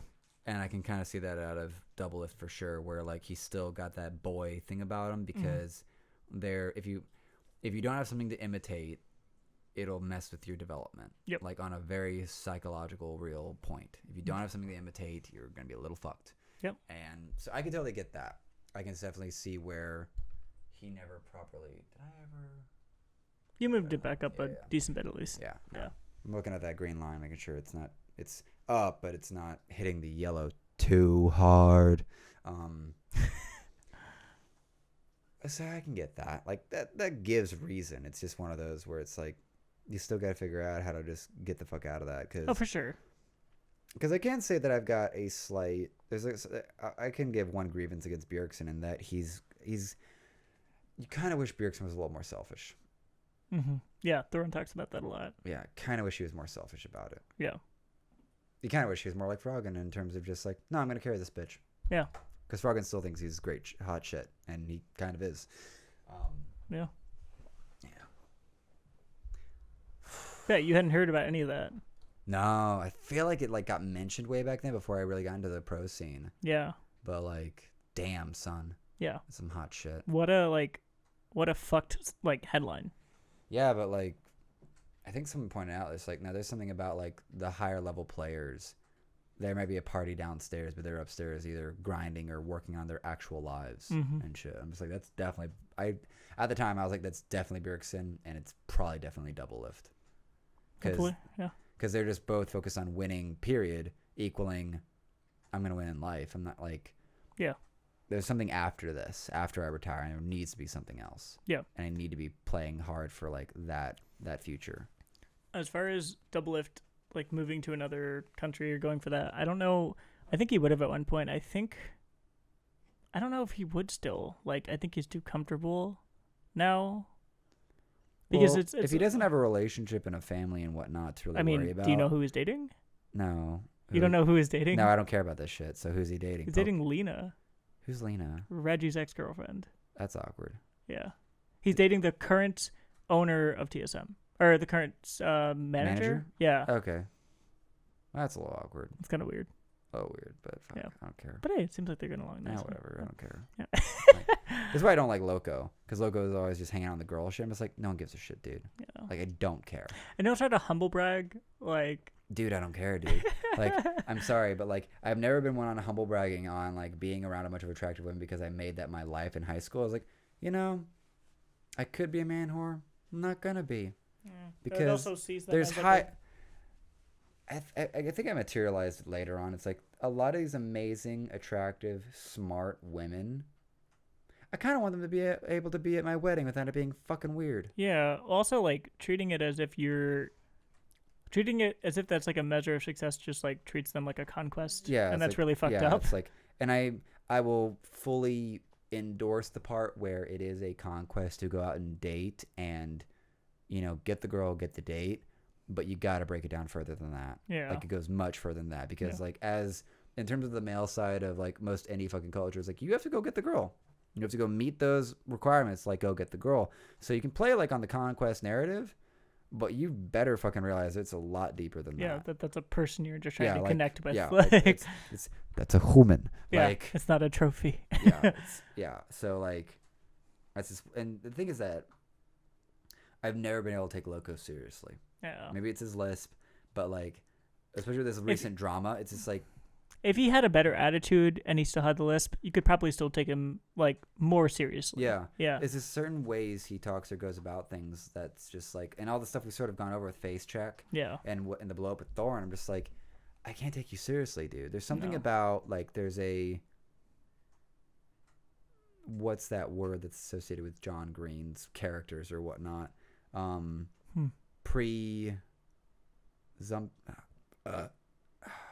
Pretentious.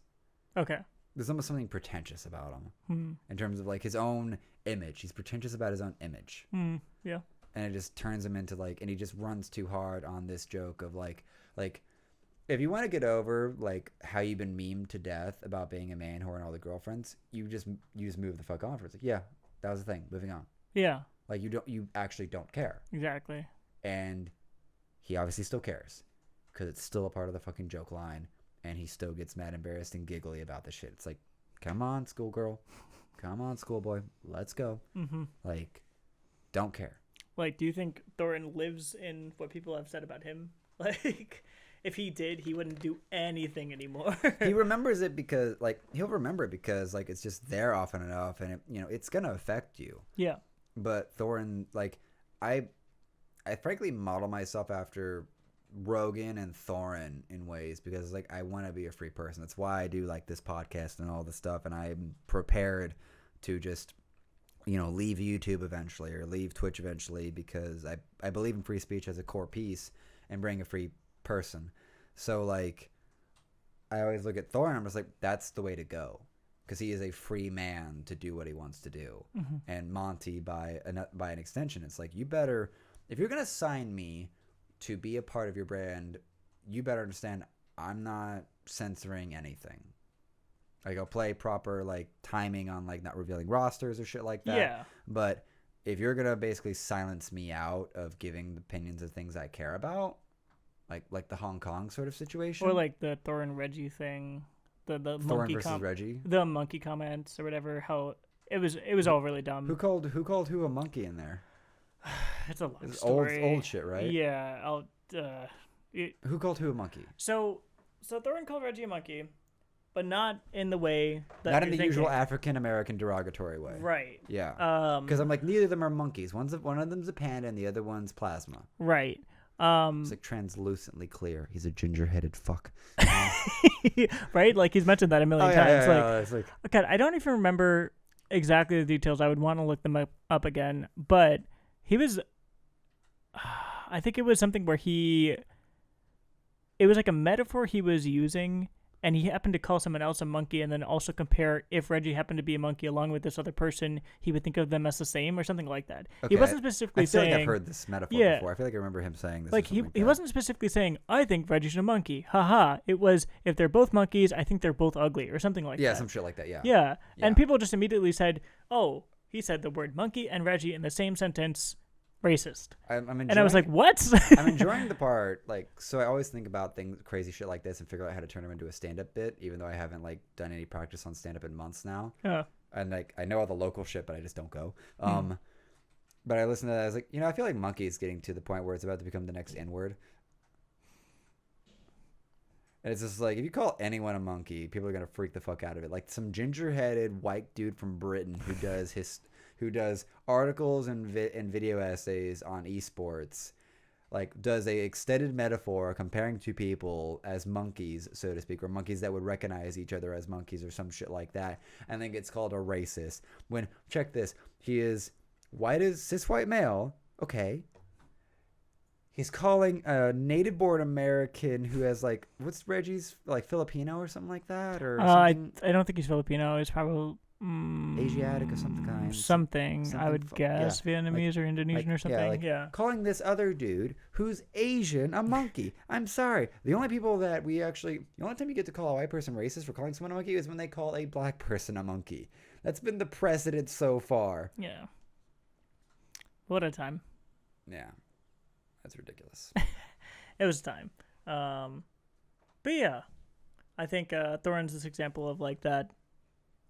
He like you can just you start Be to a be free able man. to see when people I almost live. want to start watching CS:GO just to see how he is on the commentating. Oh my booth for god, CS:GO. same. Like I kind of want to just see that, because just seeing him on just the nines, just going the fuck off, even on Cloud9 on their own show, I'm just like, I need to see this. And like what you were talking about, and like someone signing you and you being able to state like, this is who I am. You better know what you're signing up for, because I'm not changing for you. Yeah. Like Cloud9 signed Thorin on for those shows, and Thorin was like, I'm gonna trash talk you too, right? Yeah. And they were like, we That's want the game. Thorin. That's like, the game. We don't want That's the game. C9 Thorin. You Yeah, know? that's the game.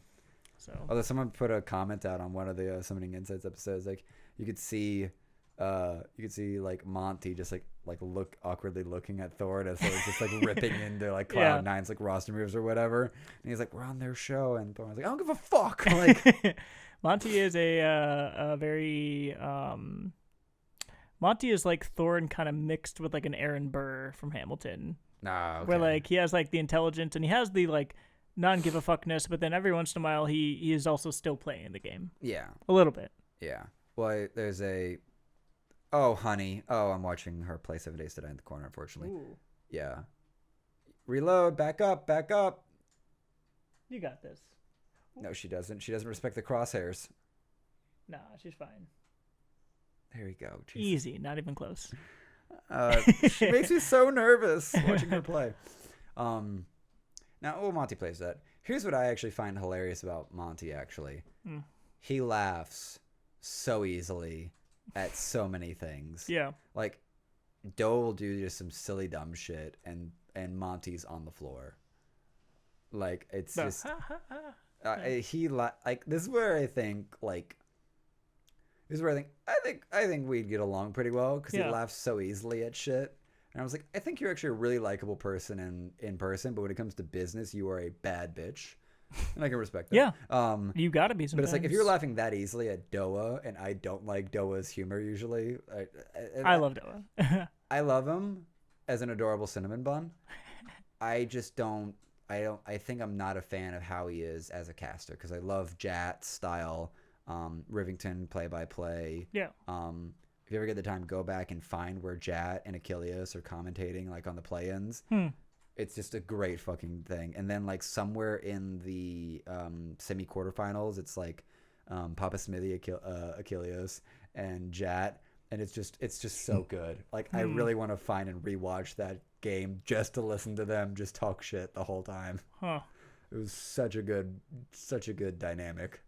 But like Doa just being like, yeah, just Oh yeah, but talking about meandering, Monty mosering. I'm just like, if he's laughing at Doa's silliness all the damn time and laughing so easily at everything on the nines, pretty sure I can get him to laugh. And if I can make someone laugh, I typically like them.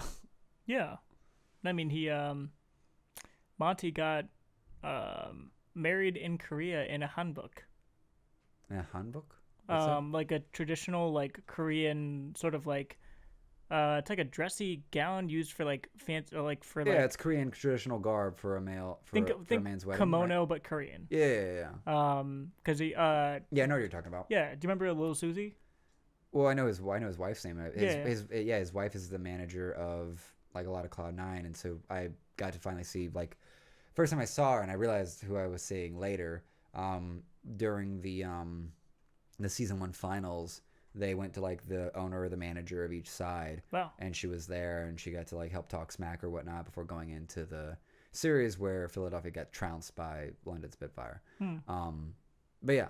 Susie, yeah. She used to do a lot of league content. She used to do a lot of interviews. Like Yeah. I think she's even been on some talk shows and stuff like that. Yeah. But yeah, like But now she's just like background manager and producer stuff. which is fine as you get older, probably. But like, you know, someone who cares too much about their brand would not like go to Korea and fucking get married in a hanbok when he's constantly like he dresses really nicely. Oh yeah. Like, you well, know, he's a fashion style, and I don't care for some of his fashion decisions, but I'm just like, you gotta respect someone who like goes that ham all the time. yeah. Like So. him and Noah fucking wore Shen cosplays. Yeah. Whole bunch of don't give a fuck. Like, I think it's one of those where they figured out what their personality naturally goes to, and they've just turned that into their character. Yeah. And that's really what it is. Yeah. Because you go to that Papa Smithy interview, and you're pretty sure you and Papa are about to cry. Like, it is so good. Damn. It is so good. It's one of my favorite interviews Thorin's done recently. Just because, like, the casters are the most consistent thing in the scene, and they're the ones that you're actually having a conversation with. Because the interviews don't ever really go that far, and most players don't know how to interview really well, or to like be very dynamic. Because it's taken this long for League of Legends players to get to where they'll talk shit, even the Asiatic ones. Meanwhile, over in Overwatch League, none of that. Like there seems to be almost none of that, or at least it would seem. I think League took a long time to warm up, but Overwatch League is warming up quickly. Okay. To trash talking and stuff like that. That's good. Yeah, which is like really good because I would rather them be honest. Well, I think it's one of those where they came from where there was no precedent for it, and I think there is a bit of old school ways of doing it. Like, I think the reason a lot of us like esports is that it's not run by overtly machismo men. Yeah, that's something that I really appreciate. Any one of us can be any one of them. Yeah, any one of us can be any one of them, but we also, I think, at least I know, is like I still don't like certain weenie nerds. Like, there's some little weenie nerds that I just don't want to fucking deal with. Like Zazel. Oh, I think Zazel was fine. Zazel's fine. I don't like his speech pattern. I don't like how his... Nah, I got nothing against Zazel. I got plenty against Zazel. That's totally fine. Zyrene I love. I'm so sad he left, but I also understand why he would leave Riot and go off and do more passion project stuff. He's got to do what makes him happy. I'm just surprised Jat never decided to get a bigger brand, but I think Jat's like not a company man, but someone that's pretty happy just doing a 9 to 5. He's so deep in there. Like, oh yeah. It's almost one of those where you're just, well, where was that? Oh yeah, back when Freak tried to talk, like, you should be so thankful you got all this branding opportunity. I remember Thorin like mentioned that somewhere, and I was like, what the fuck is this? And someone like breaks it down or something like that, or explains it, and it's like, and I go find the tweets or whatnot, and I was like, oh wow, Freak is delusional. Like the time specifically with Freak, he's been hellbent on trying to convince the entire league that Apollo and Altec are like better than Doublelift for the past like 5 years. He's the one who ranks. Hold shift and click. Like he ranked Doublelift. She just learned that. What? She didn't know it would.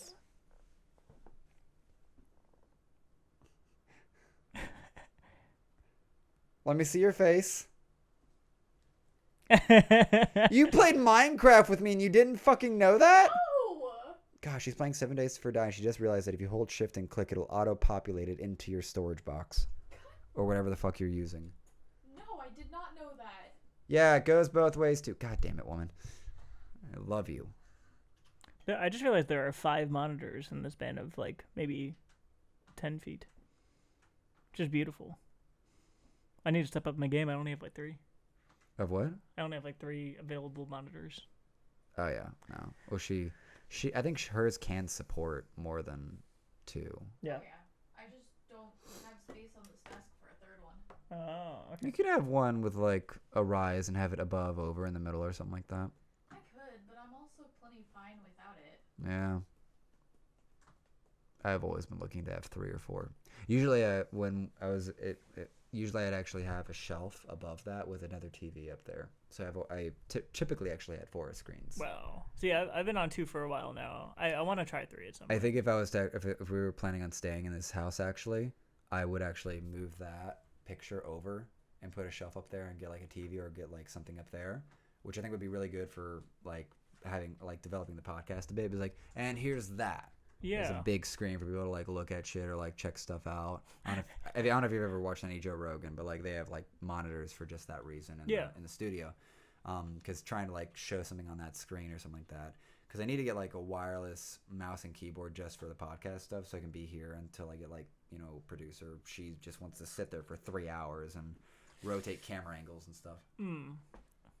Wouldn't blame her for not being a fan of that. This stuff is great. Oh, I know. Yeah. Might have a. You put that in some milk. It's good shit. Yeah. Yeah. I mix Bailey's and that with whole milk. Ooh, I love whole milk. For my friend's bachelor. Give me my fat milk juice. Yo, if I'm having milk, it needs to be thick. like, I'm not here for this like water milk. Just sorry. What? I've incurred the wrath. What are you doing after this? Because I'm considering making baked ziti. I have plans at 8.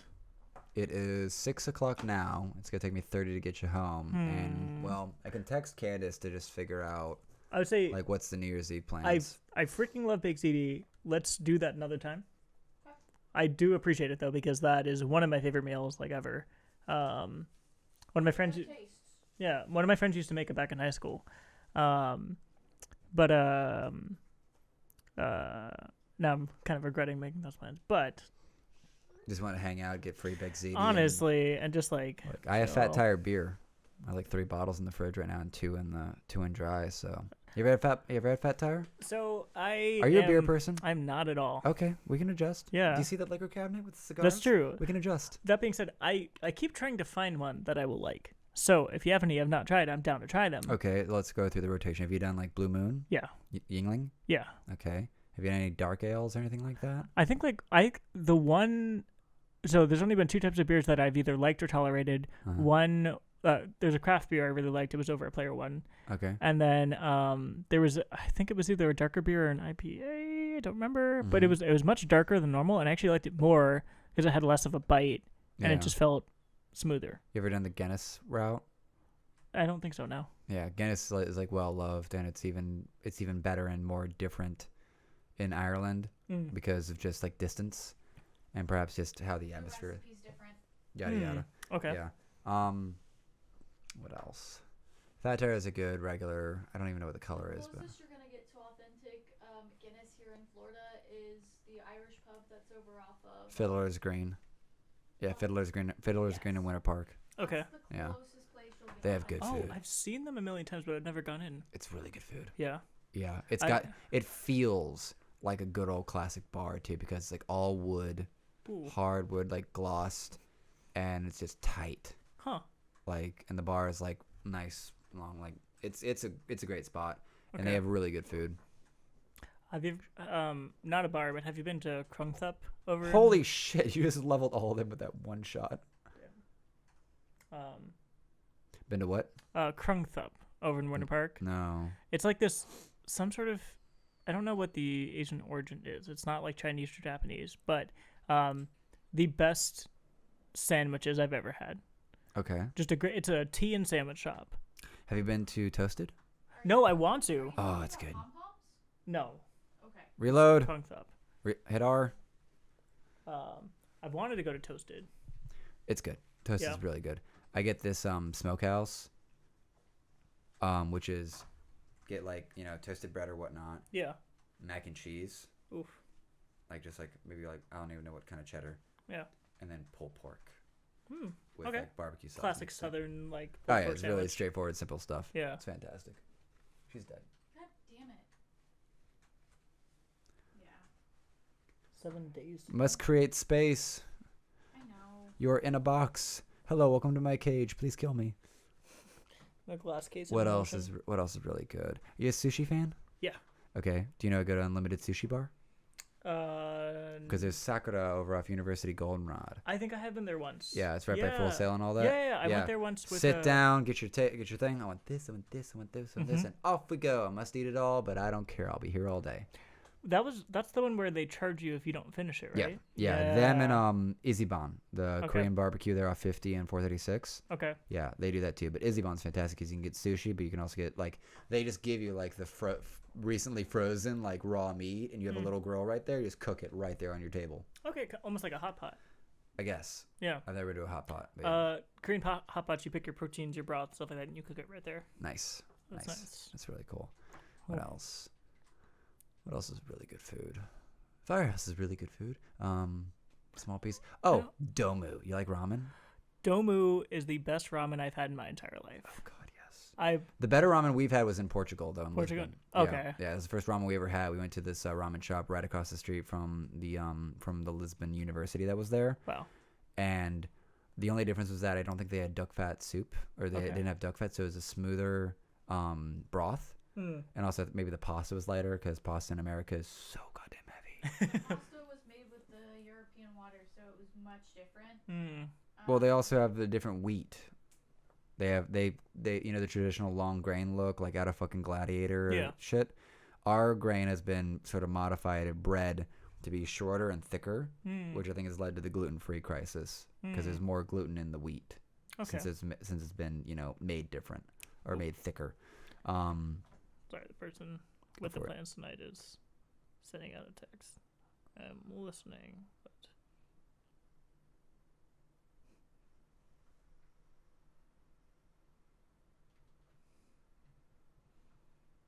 we gotta send my address.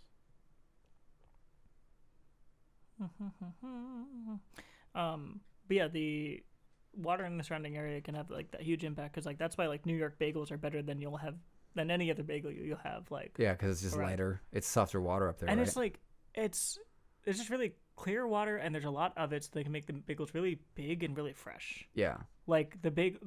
My friend said this when I was up there for about a week. He was like, New York isn't so much crazy about the pizza anymore. It's more the bagels and the coffee. Yeah.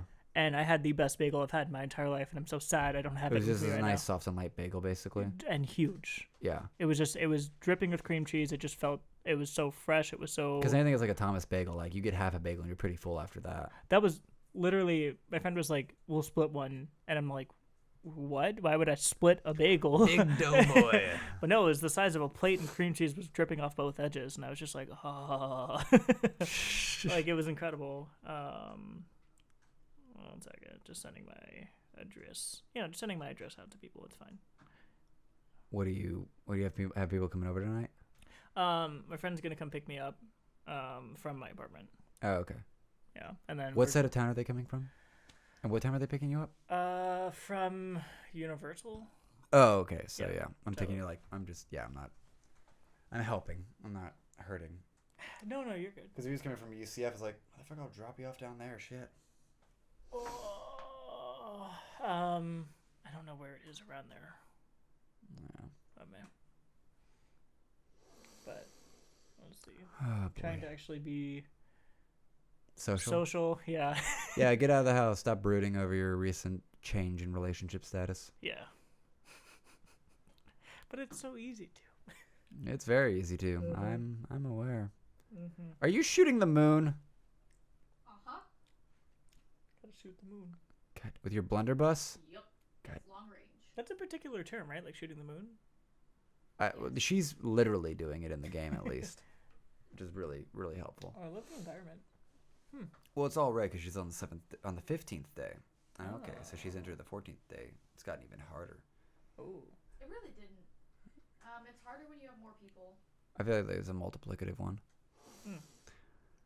But yeah. Oh. Goodness, where are we at on time? 6:20 now. Yeah. Probably need to head out soon if that's Yeah, okay. definitely. I think we're at 2 hours and 20 minutes. Just for the podcast, I feel like it's longer. 2:27. Yeah. Dang. Yeah. Felt like it was longer. No, I thought we started around 2. No idea. Depends on how long it took us to eat and everything. So Oh, that's true. we're gonna call it. Oh. John, thanks for having me. Do you have Yeah. any socials you want people to follow? You're trying to still market yourself out to be a League of Legends riot analyst or something like that? Yeah. Do you want to work for the most equal opportunity, treating women fairly, or you just want to run the Thorin's Irene route? I was like, I'm gonna find my own route or work for an org. I'm gonna work my own route. No, eventually I'd want to be an owner. You want to be a team owner? Hell yeah. Nice. I'd want to put all the skills that I've learned in like trying to be a better leader into like creating an environment where people can feel like they can actually like employ their talents and their passions. Like that's what I would want to do eventually. Nice. But people can just follow me. It's at D Bearslayer. The D is silent, but that's how you spell it. Just on everything: Instagram, Facebook, or Instagram, Twitter, stuff like that. Facebook, don't follow me there. That's weird. Please don't find me on Facebook. Please don't find me on Facebook. Yeah, just that. But this is awesome. Thank you. This is a really good time. And with the coming season, we may actually try to pull together. Do you think your other friends would be down for just like having a regular stream for like the coming League of Legends season? At least 2 of them, yeah. Okay, so we might actually have a proper podcast of plebs trying to have commentary on like NA and maybe LEC. Yeah. I part of me feels I owe it to G2 to go back and watch their spring and summer split. Yeah. Honestly. But like this next year, may just commit. It's like I'm at least gonna follow G2 and Forgiven. Yeah, I don't think anything else outside of maybe even like finding Young Bucks team is kind of worth it because I'm becoming more interested in Europe now that I am in an A because just like other than TSM and seeing the fall of Team Liquid this year, I'm not interested in an A actually. It's nice to watch a region in which the teams feel relevant when it comes to the World Finals. Well, one last thing. One of the things that the players didn't like about G2's success is that it put pressure on them to be good. And I'm just like, yes, weak of course sauce, it did. Weak sauce bitches. Oh my fucking god. That's like sorry, this will be the last Yeah. That's like in like when I'm at work and you have like the full lead teams and there'll be that one lead that's actually working hard and doesn't just want to sit talking about cats for 20 minutes while on the clock. And it's like, yes, that's good. They're pushing you to be better. Like what's wrong? Sorry. A whole bunch of nope. Yeah. I'll rant about work on other podcasts. That'd be a good time. We'll have a work bullshit podcast later. Yeah. Get like 4 people on here for a pseudo podcast and go at it. I have the wrong logo up right now. Oh, it's supposed to be the Jailhouse Parlor one. It's okay. Rip. Can I fix Change it this? in post. I guess I'll be changing this in post. Change kids. it in post. Awkward. Damn it. Can I change this? I want to change it so bad. Okay. Well, it looks like we really... Thanks, John. Bye. Oh.